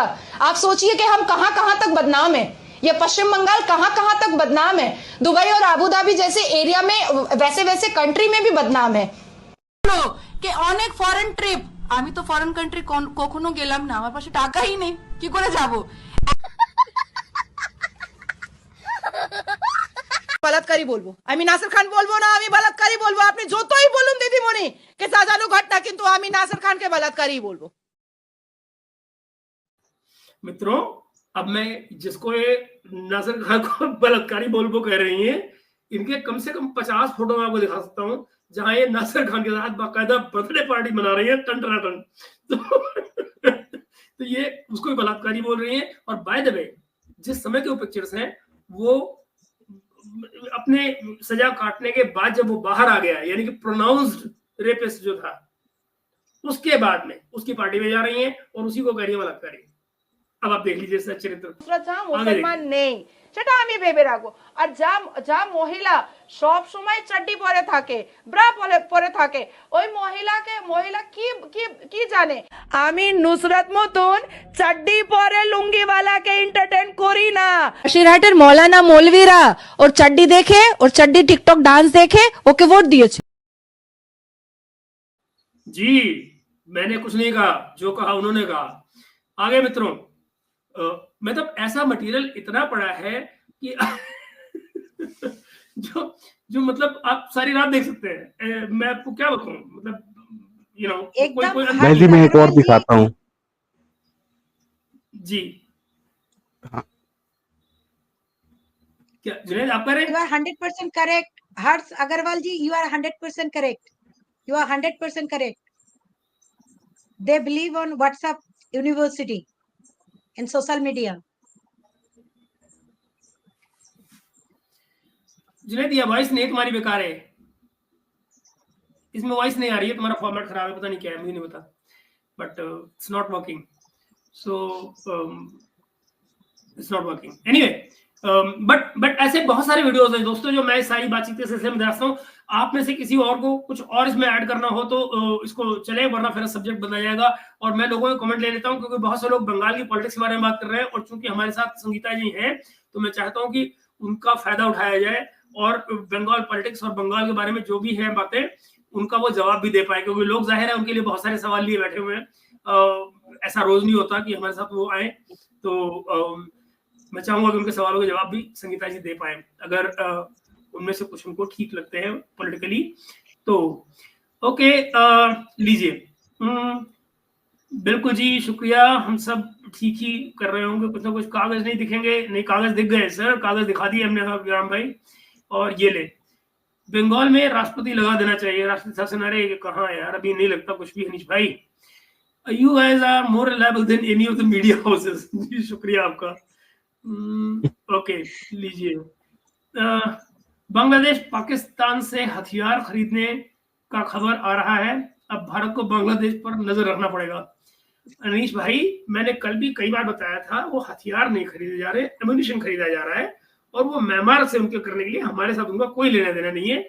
सो आप देख सकते हैं जरूर, पर उसका भारत के लिए कोई खतरा नहीं है। महेश जी, मैं जज तो बन सकती हूँ नकली कागज दिखा के। इंद्रजीत बदमाश। मैं भी प्रधानमंत्री बन जाता हूँ। बंगाली, हाँ, देश को भी ये सम्मान मिलना बाकी है कि मुसलमान भी बन सकता है, तो वो भी एक फायदा हो जाएगा हमको। बिल्कुल, मैं भी आईपीएस बन जाऊंगा। हाँ, बात तो कहती है ना कि वेस्ट बंगाल की पुलिस खोज रही है, अरे खोजना किसको है? बंगाली सरकार में काम करते हैं और 5 साल रोते हैं, चुनाव आने पर सब भूलकर ममता को वोट देते हैं और फिर 5 साल रोते हैं। ओके, ये क्या है, नाजिया जी बोल रही थी वो वेस्ट बंगाल के इशू पर ब्लंटली बात करती हैं, इसलिए बीजेपी ने उनको बंगाल में साइडलाइन कर दिया है। एकदम, इसका ऊपर मैं जवाब देना चाहूंगी। एक्चुअली क्या है, कुछ मीडिया पर्सन ऐसी हैं जिनका थोड़ा सा मुस्लिम संगठन से ही है, कुछ मुस्लिम संगठन जो एक्चुअली बीजेपी में जाके जगह नहीं कर पाती है, वो नाजिया इलाही खान के पास चले जाती है कभी कभार, और उनका भाषण ले लेती है और उसको हाईलाइट इतना ज्यादा कर देती है कि लगती है कि इतना बड़ा नेत्री को बीजेपी ने जगह नहीं दे रहे, और इतना बड़ा नेत्रियों को मतलब काम करने का मौका नहीं दिया जा रहा है। लेकिन सच तो यह है कि नाजिया का बीजेपी से ऑलरेडी उसको निकाल दिया गया है। वो इसका उसका बगल में जाके खड़ी होके फोटो ले लेती है और बड़ा बड़ा भाषणबाजी में मीडिया में जीवित रहती है, और जब भी आप उसके पास जाओगे तो आपका चीटिंग और फ्रॉड होके जब आप चले आओगे तब आपको पता लगेगा बीजेपी का नेता लोग कैसा होता है। बीजेपी का एकदम टॉप टू बॉटम मैक्सिमम लोगों नेता ने भी वैसा काम करके रखा है, तो कोई इसको हटाने का कोई उसको हटाने का यही काम करते रहती है, क्योंकि सब लोगों को सिर्फ खाना होता है, सेंट्रल से पैसा आते हैं और सब भर पेट खा लेते हैं।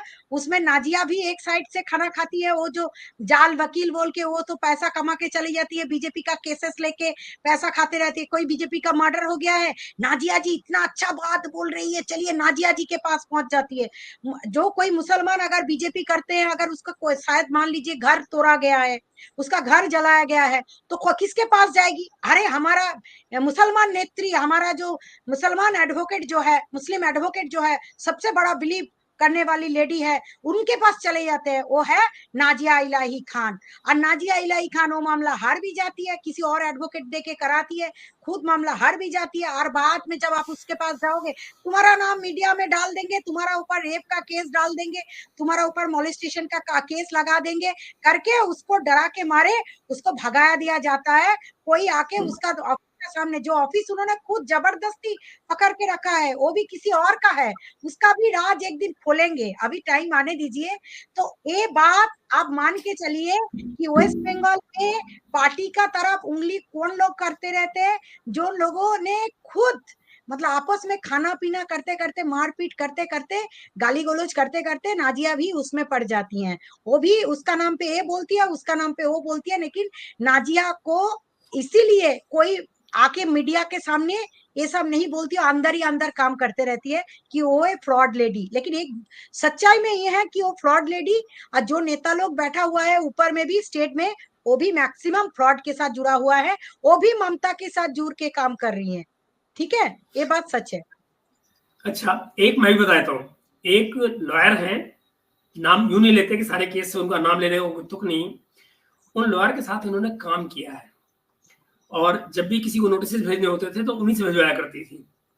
और ये कहानी इतनी लंबी चली कि ये जो तीसरे हस्बैंड है, ये उनके ग्रैंडसन है, जिनसे उनकी शादी हुई बाद में।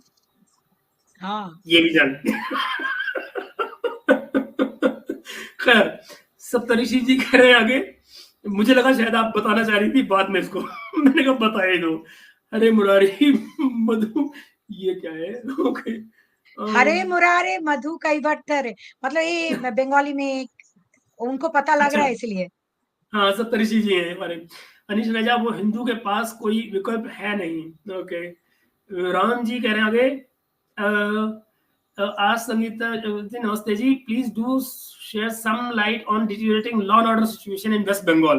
राम जी पूछ रहे हैं। Yes, exactly. हाँ, देखो, पश्चिम बंगाल के लिए मैंने 2021 में पश्चिम बंगाल में जो आफ्टर पोस्ट पोल वायलेंस हुआ था, पूरा के पूरा गांव को, लेडी लोगों को, मतलब जो नेजाट, संदेश खाली और जो बासंती बोल के जो बॉर्डर इलाका है, और मुर्शिदाबाद का एकदम बॉर्डर इलाका है, जहां पे रोहिंगा लोगों का भर्ती हो गया है। बाहर से रोहिंगा इतना भर भर के आ गया है कि हमारा जो हिंदू घर का लड़की तो है ही, मुसलमान घर का औरत को भी रेप किया गया है, और वो 2021 में घर तोड़ा गया है, मर्डर किया गया है। जो मुसलमान लोग बीजेपी कर रहा था, उन लोगों को भी कस्टोडियल डेथ भी हुआ, उनको कस्टडी में ले आके पुलिस ने पिटाई करके मार दिया, कोई आके उसको झुला दिया। मतलब इतना ज्यादा वायलेंस हुआ। 2100 केस कंप्लेन रजिस्टर हुआ था 2021, मतलब 2100 cases launch by national human rights commission. उसमें 1900 कंप्लेन हमने खुद डाले थे, क्योंकि ये पश्चिम बंगाल का जो डेमोग्राफिक जो चेंजेस हो गया है, अभी यहाँ पे 40% मुसलमान, 60% हिंदू हो गया है। लेकिन 40% में से 20% अगर देखा जाए तो हमारा कल्चर के साथ एकदम अच्छे से घुल मिल गया है। मतलब हम लोग जैसा है एकदम सेम ही है। वो लोग कभी कोई मार पिटाई नहीं करना चाहते, पढ़ाई करना चाहते, और उनका लोगों को, लड़का लोगों को डॉक्टर, कोई बैरिस्टर, वकील, सब कुछ बना रहे, अच्छी खासी जिंदगी जी रहे। लेकिन बाकी जो 20% है, जो रोहिंगा कल्चर से आए हैं, ये लोग काटना, मारपीट करना, लूटपाट करना, घर को जलाना, ये सब काम किया है। इसीलिए 2021 में मैंने सुप्रीम कोर्ट में एक याचिका डाले हैं, जहां पे दिखा गया है कि पश्चिम बंगाल में 1 से 2 करोड़ रोहिंगा घुस चुका है। उसको इमीडिएटली उसको बॉर्डर का ऊपर भेजे, और इमीडिएटली सुप्रीम कोर्ट इसमें संगीन ले, क्योंकि ये केस, जो केस दिखाया नहीं जा सकता, मतलब जिसका मर्डर किस तरीके से, बॉम्बिंग से मर्डर हुआ, किस तरीके से उसको गला काट के मर्डर हुआ, किस तरीके से रेप करके मर्डर किया गया, और उसमें करीबन 527, मतलब 587 वुमेन का रेप हुआ था। उसका मेडिकल कॉपी हम लोग ठीक तरीके से दाखिल भी नहीं कर पाया, पुलिस भी ठीक तरीके से मेडिकल नहीं कर पाया। तो इसी का कारण वो मैक्सिमम केसेस सीबीआई का हाथ से चला गया है। फर्स्ट ऑफ ऑल ये गया, बहुत ही खराब हाल है। आज जो पश्चिम बंगाल का हालत आप लोग देख रहे हो, मेडिकल फ्रॉड, ये तो एकदम नॉर्मल इशू है। मतलब आपको एक्चुअली क्या है, आपका पॉलिटिकल मर्डर हो जाता है, और आप जब पोस्टमार्टम करवाने के लिए जाते हो, तो पोस्टमार्टम के बाद आपका बॉडी इमीडिएटली, हिंदू हो तो जलाया जाता है, मुसलमान हो तो दफनाया जाता है, लेकिन इमीडिएटली उसमें लिखा जाता है अननेचुरल डेथ। और अननेचुरल डेथ इसको कभी आप प्रूफ नहीं कर पाते हो कि कैसे मर्डर हुआ है, किस तरीके से। अगर बॉडी नहीं है तो कैसे आप प्रूफ कर पाओगे किस तरीके से मर्डर हुआ है। पुलिस ही खुद एविडेंस मिटाने का काम करते रहती है। ये बंगाल का एकदम आम कल्चर हो गया है। और इसके लिए मैंने जब 2016 में आवाज रेज किया था, मुझे भी मेरा हाथ पैर सब में प्लेट लगाया गया है, पूरा शरीर प्लेट लगाया गया है। ममता बनर्जी का जो 2016 में सबसे बड़ा नेता अनुव्रत मंडल जो अभी वर्तमान में तिहाड़ जेल में है, वो 14 गुंडा भेज के मुझे मार के जंगल में फेंक दिया था। सिर्फ मेरा हाथ पैर शरीर में 17 प्लेट्स लगाया गया है, और नेशनल ह्यूमन राइट्स कमीशन का कारण मैं जीवित हूँ।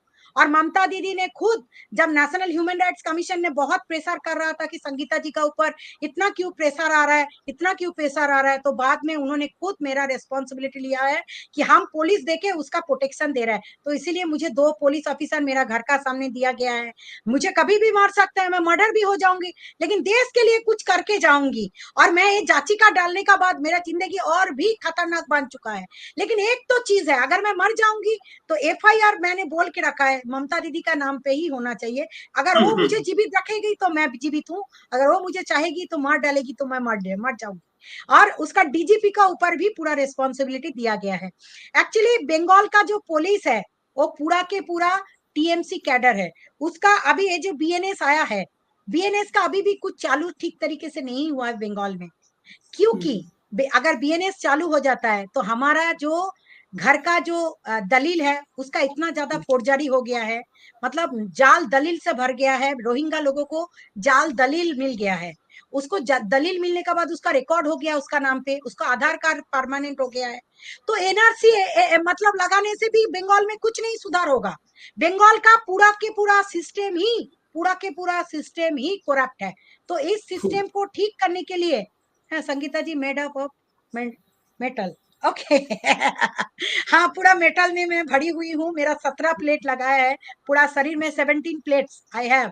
तो उसके बाद क्या है कि बंगाल को सुधारने के लिए एक ही चीज चाहिए, और वो है राष्ट्रपति शासन। जैसा कश्मीर में हुआ था, बंगाल में अगर लगाया जाए तो बंगाल को बहुत कुछ सुधार सकते हैं। नहीं तो बंगाल में जाल मतलब फ्रॉड डीड में भर गया है, और रोहिंग्या लोगों के पास वो डीड पूरा के पूरा पहुंच चुका है। ओके, ये है ओके ओके, इसका सब्जेक्ट से कोई लेना देना नहीं है भाई रमेश भाई। रिंकू जी कह रहे हैं नमस्ते आप सबको, कैसे हैं? ओके, नमस्ते रिंकू जी, नमस्कार। बंगाल पुलिस आप आरोपी को बचाने का पूरी कोशिश किया, और कपिल सिब्बल होगा आरोपी को बचाने के कोर्ट। अच्छा, ये इसका ये हॉस्पिटल वाला जो मामला था, ओके, आरजी कार की बात कर रहे हैं। बिल्कुल, आरजी कार मुझे मालूम। आप लेटेस्ट क्या है इसमें, आपको कुछ जानकारी हो, आपको इन्फॉर्मेशन हो कुछ संगीता जी, क्या चल रहा है वहां पर? हाँ, एक एक्चुअली क्या है ना कि अभी बंगाल का आम जनता, आम पब्लिक जो है बहुत ज्यादा आवाज उठाना शुरुआत कर दिया। क्योंकि क्या है कि ये जो लेडी डॉक्टर जो थी, उसका यूनियन बहुत ज्यादा स्ट्रांग है। डॉक्टर लोगों का यूनियन बहुत दिन से अंदर ही अंदर काम कर रहा था, क्योंकि उसको वोट नहीं हो रहा था। उसका डॉक्टर यूनियन का कभी वोट नहीं करने दिया जा रहा था, और उसको भी वोट जैसा हम लोग जैसा वोट डालते हैं, लेकिन बाद में पता लगता है कि वो वोट पूरा TMC का अकाउंट में आ जाता है, कैसे पता नहीं। बैलेट बॉक्स रखते हैं DM लोग, फिर उसके बाद कैसे सब वोट चला जाता है TMC को, वो भी नहीं पता लगता है। तो इस तरीके से डॉक्टर लोग भी वोट देते हैं, लेकिन इसका वोट कभी काउंट नहीं होता है, और वो भी चला जाता है TMC में। और इसका अंदर ही अंदर मतलब कुछ जो डॉक्टर लोग सच में ये जो मेडिकल जो फोर्जरी वाला काम चल रहा था और इसका करप्शन चल रहा था, कुछ डॉक्टर लोगों के पास करोड़ों का फंड हो चुका है। और जो मैक्सिमम अच्छा खासा डॉक्टर है उनके पास कुछ नहीं बचा, क्योंकि उसका नाम भी बदनाम हो जा रहा है कुछ डॉक्टर के लिए। तो एक डॉक्टर लोग अंदर ही अंदर लड़ाई लड़ रहा था। हॉस्पिटल लोगों में अभी दलाली का मतलब पूरा भर्ती हो चुका। आम पब्लिक को तो जाने के बाद उसको दलाल को पैसा देके बेड खरीदना पड़ता है। उसका ऑर्गन मतलब ऑर्गन कभी भी आपका चोरी हो सकता है। अरे बहुत बड़ा रैकेट है, मतलब बंगाल में मेडिकल सिस्टम में ऑर्गन चोरी होना मतलब एकदम जायज। मतलब कभी आप आ जाओ तो आपका हो सकता है लिवर नहीं है, कि आपका किडनी एक नहीं है, तो देखा जाएगा कभी ऐसा भी हो सकता है कि हार्ट भी नहीं है, लेकिन आदमी चल रहा है। ऐसा भी काम होता रहता है। तो एकदम सच है, ड्रग भी फ्रॉड ड्रग मतलब ड्रग जैसा जो दवाई आते हैं, वो ओरिजिनल दवाई का जगह पे नकली दवाई भर के ओरिजिनल दवाई किसी और मतलब बंगाल के साथ बॉर्डर जुड़ा हुआ है, बांग्लादेश, वहां से पाकिस्तान, मतलब पूरा चला जाता है सब कुछ। तो बंगाल में ये जो बहुत बड़ा फ्रॉड, ये जो हेल्थ सिस्टम का जो करप्शन, ये करप्शन के लिए, और जो अच्छा खासा डॉक्टर है उसको पास कराने के लिए, जो इंटर्नशिप करते हैं उसको पास कराने के लिए एक एक को 20 लाख 30 लाख, लेकिन जो अच्छा खासा एग्जाम में रिजल्ट आ रहा है लेकिन उसको भी मतलब 80 में पास है, 78 देके बोलते हैं तुम फेल हो गए हो, तुम इमीडिएटली 20 लाख लेके एकदम डायरेक्टली सुपर के पास पहुंचो, नहीं तो प्रिंसिपल के पास पहुंचो, तुमको पास कर दिया जाएगा। लेकिन वो डॉक्टर जो अच्छा खासा पढ़ाई में है उसको यही लड़की के साथ यही चक्कर हो रहा था। आज से 6 महीना पहले उन्होंने आवाज उठाया, उसको पहले एक बार मर्डर करने का कोशिश किया गया, बाद में वही चीज हो गया। लेकिन ये क्या हुआ कि ऐसा एक चीज एकदम जो एकदम सीसीटीवी कैमरे का अंदर, और वो भी गवर्नमेंट प्लेस में हुआ, इसीलिए जो जो करना था पुलिस ने वही कोशिश किया, एविडेंस मिटाने का, तोड़ने का, सब कुछ किया। Your YouTube channel, yes, Vikram Singh ji, my YouTube channel is Manav Adhikar Didi 458. Yes, thank you, thanks a lot. I'm newly started एकदम, कुछ ज्यादा कुछ खास नहीं है, मतलब मैं कभी सोशल मीडिया वाला फ्रेंडली नहीं हूँ, मतलब मेरा एक फेसबुक अकाउंट था, मैं उसी से काम चलाती थी और अंदर ही अंदर काम करने वाली थी। और इसी सिलसिला में यही जो समाज सेवा के नाम पे जो जालियाती शुरू हुआ हर जगह पे, उसी का खिलाफ मैंने आवाज जब उठाना शुरुआत किया, तब मुझे आना पड़ा यूट्यूब प्लेटफॉर्म में। और यूट्यूब प्लेटफॉर्म में भी आके मैं कभी कभार अपना बात रखती हूँ, कभी कभार अपना बात रखते रहती हूँ। और सच तो ये है कि बंगाल का ये न्याय अभी भी नहीं मिल सकता है, क्योंकि डॉक्यूमेंटेशन पूरा के पूरा एविडेंस पूरा गायब कर दिया है पुलिस ने खुद। तो सीबीआई को अभी बहुत मुश्किल है इसको प्रूव करना। फिर भी लेकिन कुछ कुछ चीज में सीबीआई अच्छा काम कर रही है। जो पैसा उसको मिल रहा है, कौन कौन इसमें जुड़ा हुआ है वो भी मिल रहा है। इसमें एक बहुत बड़ा तक जाएगा, मतलब बहुत दूर तक जाएगा। That's why we ex Muslim movement is seen fraud since day to me most okay social media dollars and they are yes exactly हाँ, किंगस्टन लॉ कॉलेज अरे क्या बात कर रहे हैं आप, जानते हैं मैम हर्ष जी जो बात कर रहे हैं ना, मैं उनको एक बात बताना चाहूंगी।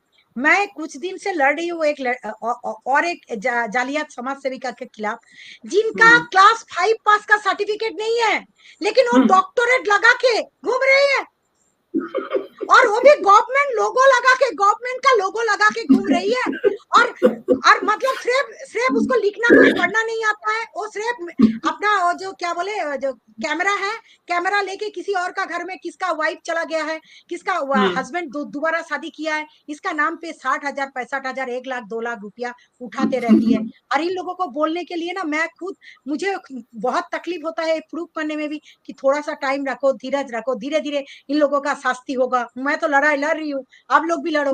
और ये हमारा लॉ तो सिस्टम इतना खराब है कि जो विक्टिम है उसी को प्रॉब्लम ज्यादा होती है, उनका पैसा भी जाता है और उनको पैसा खर्चा भी होता रहता है न्याय मिलने से। मतलब मर्डर भी तुम्हारा हो जाए और तुम ही खर्चा करते रहो और तुम ही दौड़ते रहो कि तुम्हें न्याय मिले।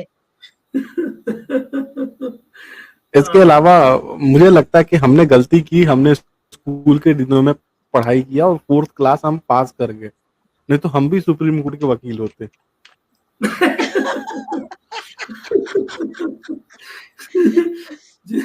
एकदम। और सुनिए, काला कोट पहन के अगर आप खड़ा होके एक पिक्चर खींचोगे ना, तो कोई भी मान लेगा कि आप एडवोकेट हो, क्योंकि आपका डिग्री तो कोई देखने के लिए जाता नहीं है। तो आप क्या करोगे? मैम मेरे पास काले कोट वाले बहुत सारे फोटो है, मैं भी क्लेम करना शुरू कर दूं। लेकिन अब जैसे ये जो मामला है, ये फ्रेटर्निटी ऑफ लॉयर्स लोग को स्टेप लेना चाहिए, क्योंकि उनके प्रोफेशन के ऊपर बात उठ रही है। आज ये प्रोफेशन के ऊपर पता नहीं लॉयर्स लोग को क्या बोल सकते हैं हम लोग, लेकिन लॉयर्स लोग को इसमें स्टेप लेना चाहिए। जब इतना बड़ा क्राइम वो कोर्ट में ओपनली जाती है काला कोट पहन के, और सुप्रीम कोर्ट बता रही है डिग्री पूछने से वो किसी और की डिग्री मांगने लग जाएगी। मतलब ये समझ में नहीं आता कि आप अपनी डिग्री दिखाइए, वो अपना डिग्री दिखाए। अरे तुम अपना डिग्री दिखाओ ना। अगर ज्यादा बोलने से तुमको वेस्ट बंगाल पुलिस खोज रही है, कोलकाता पुलिस खोज रही है, अरे मेरे को खोज रही है, मैं तो एक आम आदमी हूँ। तुम तो एक पब्लिक फिगर हो जो मेंशन करती हो, बीजेपी लीडर हो, नाम लिखी हो नाजिया इलाही खान बीजेपी, तो बीजेपी का भी पब्लिक डोमेन में लेटर है, वो एक्सपेल्ड हो चुकी है। और वो जो मीडिया में बोल रही है कि मैं सचिन प्रसाद को नहीं जानती हूँ, ई कोर्ट का एप्लीकेशन है, केस नंबर है, मैट्रिमोनियल शूट है, सब कुछ है। मतलब इतना सफेद झूठ। और कुछ मीडिया वाले ऐसे भी हैं कि जाते हैं उसके पास में, मतलब ये तो बहुत शर्म की बात है। अरे मतलब ये कितनी संदीप मजे की बात क्या है, आज मैंने एक वीडियो देखा है जिसमें मोहतरमा कह रही हैं कि ये संदीप मुझे कहता है कि मैं सर्टिफिकेट दिखाऊं कि मैं लॉयर हूं या नहीं, कल को कहेगा कि मैं लड़की नहीं हूं तो क्या मैं पजामा खोल के दिखाऊं? अब आप क्या बात करोगे? ये तो बेशर्मी की बात है। उसकी जो भाषा है, जिस तरीके से किसी कम्युनिटी को जिस तरीके से अटैक कर रही है, मतलब इसके पीछे समझ में आ रहा है कि कोई मोटिव है इसके पीछे। वो जबरदस्ती, हम हिंदू हैं, हमारे दोस्त भी मुस्लिम्स हैं, लेकिन इसके पीछे बहुत बड़ी मोटिव है। सॉरी संदीप, कोई मोटिव नहीं है, मैं ईमानदारी से बताऊं, कोई मोटिव नहीं है। मैंने पिछले हफ्ते भर में जितना देखा सुना है, कोई मोटिव नहीं है सिवाय सेल्फ इंटरेस्ट के, अपना स्वार्थ। वो सेल्फ मोटिव, यही मोटिव का मतलब यही कि अपना स्वार्थ, अपना एडवांटेज के लिए, अपने फायदे के लिए। न बीजेपी से लेना देना है, न हिंदू धर्म से लेना देना है, न मुस्लिम धर्म से लेना देना है। उसका बस चलेगा जहां से उसका मतलब होगा, वो उस रिलीजन को गाली दे देगी। ठीक वैसे ही जैसे वो बीजेपी को एक तरफ गाली दे रही है, वो कभी वो बैठ के इस्लाम को गाली देती है। तो उसका मतलब मैं न रिलीजियस हूं ना कुछ, मैं इस बारे में बात ही नहीं कर रहा हूँ, मगर मैं ये जरूर कहना चाहूंगा कि she does it for practical reasons, जहां से उसको बेनिफिट नजर आता है।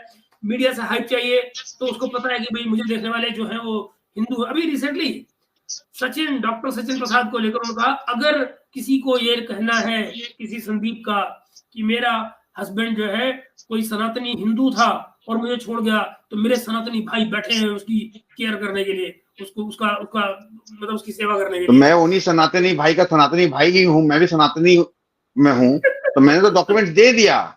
ये रहा डॉक्यूमेंट, ये रहा ई कोर्ट, ये रहा डिवोर्स, ये सब कहानी, तो मैंने तो सब प्रमाण दे दिया है। उसके बाद किसी के चरित्र के बारे में कहना, अरे अपने दामन पे भी तो देखना चाहिए। तुमने मेरे से पैसा लिया अपने बैंक अकाउंट में, और मैं ही हूं क्रिमिनल, मैं हो गया क्रिमिनल। मेरे पैसे जब तक तुम्हारे अकाउंट में जा रहे थे तब तक मैं क्रिमिनल नहीं था, और जब मेरे पैसे, मैंने पूछा कि मेरे पैसे आपने जो लिए हैं वो सब हाई कोर्ट और सुप्रीम कोर्ट जो आप मेरे साथ पैसा लिए हैं वो पेपर तो दीजिए, तब मुझे बीजेपी के नाम से धमकाना शुरू, मैं तुमको मॉलेस्टेशन केस में फंसा दूंगी, झूठा केस करना। अगर पुलिस केस ना करे भी ना तो ये कोर्ट के थ्रू सीआरपीसी करने का उस तरीके से करती है, क्योंकि ये बहुत पुरानी खिलाड़ी है ना, ये आज से नहीं कर रही है, बहुत सालों से कर रही है। और ये पहला मैं हूं जो मैं सामने आके बोला, और ये कि वकील नहीं है, और इसके बस चले ना, मुझे गोली से उड़ा दे। दोस्तों मैं आपसे मैंने शेयर नहीं किया है, मेरे पास पड़ा हुआ है हालांकि पूरे का पूरा पिटीशन और पूरी कहानी। एक रिचर्ड नामी सज्जन भी है, बेचारे क्रिश्चियन है, 62 इयर्स ओल्ड है, उनकी भी एक 4 पेज की कंप्लेंट है। ठीक यही संदीप वाला केस उनका भी है, उनसे भी पैसे मार के निकल गए, उनका भी कुछ लाख। एक लेडी अनीता सिंह बोल के हावड़ा की है, उन्होंने फेसबुक पर डायरेक्ट लिखा, 1,70,000 रुपया उनका खा लिया, उनका डिवोर्स का मैटर था। इनका काम क्या है, ये जाली तो है ही है, ये जैसे कोई डिवोर्स का मैटर हस्बैंड का ले ली तो वो वाइफ के साथ मिल जाएगी, वाइफ का केस ले लेगी। इसका काम एक्चुअली सिर्फ पैसा से मतलब है इसको। तो उन्होंने जब फेसबुक पे लिखा तो उसके बाद उसको धमकाना शुरू कर दिया। जैसे उस दिन मैंने आपके मीडिया में कहा, इनकी सच्चाई कहा, तो ये मेरे को रात में धमका रही है कि तुम मेरा रेप करवा दोगे। अरे हमारे पास क्या और कोई काम नहीं है कि रेप कराएंगे, ये कराएंगे? क्या घटिया सोच है तुम्हारी। मैं कहीं बोल रही है कि संदीप कल बोलेगा डिग्री दिखाने, कल बोलेगा पैंट खोल के दिखाऊं, क्या भाषा है। और कहती है बड़े बड़े नेताओं का नाम लेके, हमारे जो यहाँ के मेयर साहब हैं उनकी बेटियों को लेके, उनकी बेटियों को लेके। आप वकील हैं, इसका प्रमाण दे दीजिए। सब पब्लिक जानना चाहती है, आप पब्लिक फिगर हैं, आपके पास नहीं है। और ये कहीं कहीं पे बोल रही है कि हम LLM पढ़ाई कर लिए, पहले LLB तो कर लीजिए फिर LLM करिएगा। हाँ मैंने वो भी देखा, LLM वाला भी देखा मैंने, बिल्कुल। ये 2-4-5 तो वर्ड सीख लिए, CRPC IPC, ये बोलती रहेगी, आर्टिकल बोल देगी, सामने रख के रखती है, और इससे लगता है कि मैं तो कोर्ट जा रही हूँ, मैं तो थाना जा रही हूँ, मैं तो यहाँ। अरे कोई भी जा सकता है थाना, कोर्ट, आप भी जा सकते हैं, कोई आम आदमी भी जा सकता है। इसका मतलब ये थोड़ी हो गया कि मैं वो थाना का ओसी हूँ। एक और मैंने देखा था केस जहां पर ये बताया गया कि इन्होंने वो क्या है, कौन सा केस था, ट्रिपल तलाक, कि जी ट्रिपल तलाक का केस जो है वो मैंने लड़ा है। ट्रिपल तलाक की जो जजमेंट आई सुप्रीम कोर्ट से वो मेरे उससे आई है। अब वो मुझे नहीं पल्ले पड़ा, मैंने पूरी लिस्ट देखी, झांक मारा उसमें कि भाई कहीं उनका नाम मिल जाए, पूरी लिस्ट में कहीं उनका नाम ही नहीं है, वो करें तो ये नाम तो कपिल सिब्बल लड़े हैं उस केस को जाके, उसमें कपिल सिब्बल का भी नाम है। महेश जी, मैं कहता हूं मेरे पास में जब ये मैटर लेके जब मैं गया था, खाद्य मंत्री जो झमेले हुए थे, इन्होंने क्या किया, एक कोई पर्टिकुलर मीडिया बुला के, मैं तो कभी मीडिया में आया नहीं हूं, तो मैं तो नर्वस फील कर रही, पहली बार था तो मुझे समझ नहीं आया कि कैसे बोलूं, क्योंकि इनका काम तो मतलब ये तो पूरी एकदम बोलते हैं ना मंजी हुई खिलाड़ी है, कैसे बोलना है मीडिया में, मैं वोकल हूँ लोकल हूँ, क्या क्या बकती है। तो इन्होंने क्या किया, वो मीडिया से वो बाइट लेके ये ब्लैकमेलिंग करने लगी सामने वाला को। वो मीडिया का बाइट कभी मीडिया में नहीं आया, पर मेरे पास कैमरा में रिकॉर्डेड है, इन्होंने क्या कहा है, हमारे पास सब प्रमाण है, और मैं सब प्रमाण लेके मैं इनको पूरा एक्सपोज करके रहूंगा, एक्सपोज ऑलरेडी हो चुकी है। और ये जो किंगस्टन लॉ कॉलेज में एडमिशन ली है ना, वो हायर सेकेंडरी का सर्टिफिकेट भी आ गया है हमारे पास। अब इसके लिए मैं दीदी को भेजूंगा, वो आ गया है मेरे पास, मैं इसके लिए हायर सेकेंडरी बोर्ड में जाके बैठ जाऊंगा कि इसको सर्टिफिकेट कहाँ से मिला, इसके क्लास 10 में कौन से स्कूल से पढ़ी है। ये जब कह रही है कि मैं उर्दू स्कूल से पढ़ी हूँ, कभी कह रही है मैं उर्दू स्कूल, तो हायर सेकेंडरी सर्टिफिकेट कहाँ से आ गया, आईसीएसई की है कि आईएससी की है, क्लास 10 पास की नहीं है, और अपने आप को बस बदनाम करना है। मैं बोल रहा हूँ, मुझे पहली बार शक हुआ इसको संदीप, एक बार की बात है, ये किसी पाकिस्तानी नहीं, हमारे हिंदुस्तान का ही एक दिल्ली का सज्जन है, सज्जन ही कहना चाहिए, उनका एक चैनल है जहां पर ये एक पाकिस्तानी महिला के साथ में बैठकर और किसी की धज्जियां उड़ा रही थी, और वो क्या कह रही थी, आई हैव डेटाज, चिल्ला डेटाज, डेटा तो सुना था, डेटाज क्या होता है मतलब, और वो एस लगा के 12 में बकायदा उसको जोड़ देंगे, बोलते डेटाज। मैंने कहा यार डेटाज कब से होने लग गया, कौन सा डेटाज है। और एक अंदर वाला बात मैं आपको बताना चाहती हूँ। जी थोड़ा सा साउंड आ रहा है, ये संदीप का शायद नहीं है। अच्छा, संदीप जी का है। हाँ जी बताइए। उनको एक बार जज साहब, मतलब हाई कोर्ट का हमारा जो मेन चीफ जस्टिस है, हर टाइम कभी ना कभी कंगना रनावत ने ये बोला है, इसके लिए वो पील डालना चले गए। कभी रणबीर सिंह ने कहा नंगा होके क्या फोटो भेजा, अच्छा वो चला गया है, सेम मीडिया में अपना नाम कमाना। फिर एक दिन जज साहब ने बोला, जो एडवोकेट उन्होंने खड़ा किया था, उन्होंने मुझे बोला, दीदी क्या बात है, बोलिए तो, आप उनका खिलाफ लड़ते रहती है, आज तो मुझे खुद हमारा चीफ जस्टिस ने ही झाड़ दिया। बोले अगर तुमको सेकेंड टाइम इस केस के लिए, नाजिया इलाही खान के लिए कभी खड़ा होगे ना, आपका केस हम नहीं सुनेंगे।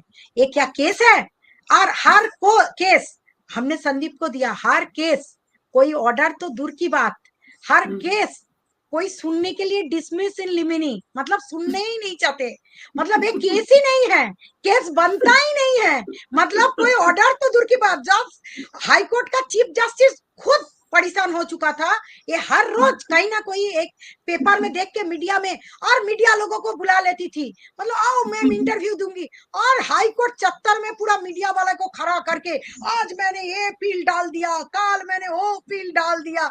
तो मैंने बाद में बोला, संदीप इसको तो कुछ करना चाहिए। बोले हाँ दीदी, तो मैंने एक पिटीशन, अच्छे से पिटीशन, वही नेशनल ह्यूमन राइट्स कमीशन का ऑर्डर देके मैंने चीफ जस्टिस के पास दिया कि सर आप क्या हो रहा है ये सब। तो उन्होंने वो बात जब रोक दिया ना, एडवोकेट के रोक दिया, उसके बाद से ये वाला पील लगाना पूरा खत्म हुआ, नहीं तो इतना पील लगा रहा था। आज संदीप का एक बात, बहुत बढ़िया बात का आंसर मैं दे दूंगी। देखो डॉक्टर के पास क्या दिखाने के लिए जाते हो, अपना शरीर, ठीक है, और आम जनता को अगर तुम, संदीप तुम डॉक्टर बनते तो तुमको वो दिखा सकती थी पाजामा खोल के कि तुम सचिन प्रसाद के पास उसको लेके जाओ, वरना वो क्या दिखाएगी पता नहीं। लेकिन तुम संदीप अग्रवाल हो, तुम उसको हर टाइम उसको मांगते रहो कि तुम्हारा लॉयर का सर्टिफिकेट कहाँ है, तुम लॉयर कैसे बन चुके हो, तुम ये वाला सर्टिफिकेट मांगते रहो, और हम तुम्हारे साथ है, तुम कंटिन्यूअसली लड़ाई लड़ो। आज हम ज्यादा टाइम और नहीं दे पाएंगे, क्योंकि मैंने मेरा बेटा को कमिट किया है, उसका एग्जाम चल रहा है, और मैं 1 आवर मैंने 1 घंटा से ज्यादा, 1 घंटा 30 मिनट मैंने बिता दिया। और मैं खुद वेरी सॉरी मुकेश जी, बहुत अच्छा लगा कि एक्चुअली क्या है ना, मैं थोड़ा सा किसी का व्यक्तिगत तरीके से किसका क्या हस्बैंड है वो वाला बातों पे नहीं जाना चाहती हूँ। लड़की लोगों को कभी कोई नीचा नहीं दिखाना चाहती हूँ, इसमें मैं कभी मुंह भी नहीं खोलूंगी और बोलूंगी भी नहीं। वो संदीप भी जानती है, मैं लड़की लोगों को बचाते रहती हूँ। और मैं बहुत ज्यादा जो हमारा जो बहुत ज्यादा प्रोस्टिट्यूशन का काम करने वाली और रेड लाइट एरिया में जो काम करने वाली लोगों के लिए काम करते रहती हूँ। उनका कभी मेडिसिन नहीं मिलता है, उनका बच्चा का एग्जाम नहीं होता है, उनका घर तक पहुंच जाती हूँ, तो उनका जिंदगी भी मैं देखती हूँ। बहुत कठिन खतरनाक जिंदगी जीते हैं ये लोग, तो मैं इसीलिए मैं कभी किसी का पर्सनल लाइफ में इंटरफेयर नहीं करना चाहती हूँ। हर किसी का जिंदगी में कोई ना कोई कला सच रहता ही है, उसके लिए मैं कभी कुछ बोलने वाली नहीं हूँ। लेकिन फ्रॉड जहाँ पे हुआ है, जैसा संदीप के साथ 6 लाख रुपया लिया, संदीप को जेल में भी भेजा, संदीप का 6 तो फ्रॉड केस में डाला, उसके बाद से मैं संदीप के पास से पूरा खड़ी हूँ और जिंदगी भर रहूंगी। वो मेरा भाई भी है, लेकिन आज तक मुझे बुला के खाना भी नहीं खिलाया, मैं उसको विदाई करने वाली हूँ। बाद में एक पार्टी तो बनता है, पार्टी के लिए आप बोलिए संदीप।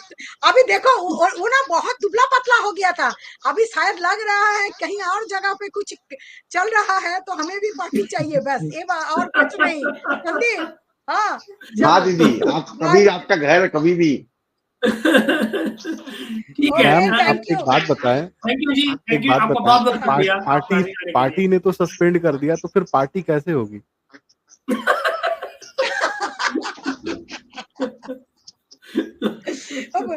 अभी तो पार्टी शुरू हुई है, नहीं अभी तो पार्टी शुरू हुई है, इस पार्टी से पार्टी बनेगा, ठीक है। खैर जो भी है, बहुत अच्छा लगा आप लोगों से इंटरेक्ट करके। Thank you, thanks a lot. और मुझे माफ कर दीजिएगा, दर्शक लोगों को भी मैं बोलती हूँ, मुझे माफ कर दीजिएगा, कहीं अनाप शनाप बक दिए हो तो प्लीज मुझे माफ कर दीजिएगा। मैं गाँव में काम करने वाली नाजिया जी आपको नाजिया जी आपको नोटिस करेगी, अभी आपको फोन करेंगे, नोटिस भेजेगी अब आपको। अभी जैसे आपने कहा ना, आपको व्हाट्सएप में मैसेज आएगा, महेश जी कह रहे हैं। सुनिए मैं एक बात बोलती हूँ जी, मैं जहाँ पे पश्चिम बंगाल का डीजी पुलिस का जो हेड है उसका खिलाफ लड़ती हूँ, पश्चिम बंगाल का चीफ सेक्रेटरी का खिलाफ लड़ती हूँ, तो नाजिया ये लोग कौन है? मैं पश्चिम बंगाल का डीजी को समन इशू करके दिल्ली बुलाया, मैं पश्चिम बंगाल का चीफ सेक्रेटरी को समन इशू करके दिल्ली बुलाया और वहां बैठ के मैंने हियरिंग किया।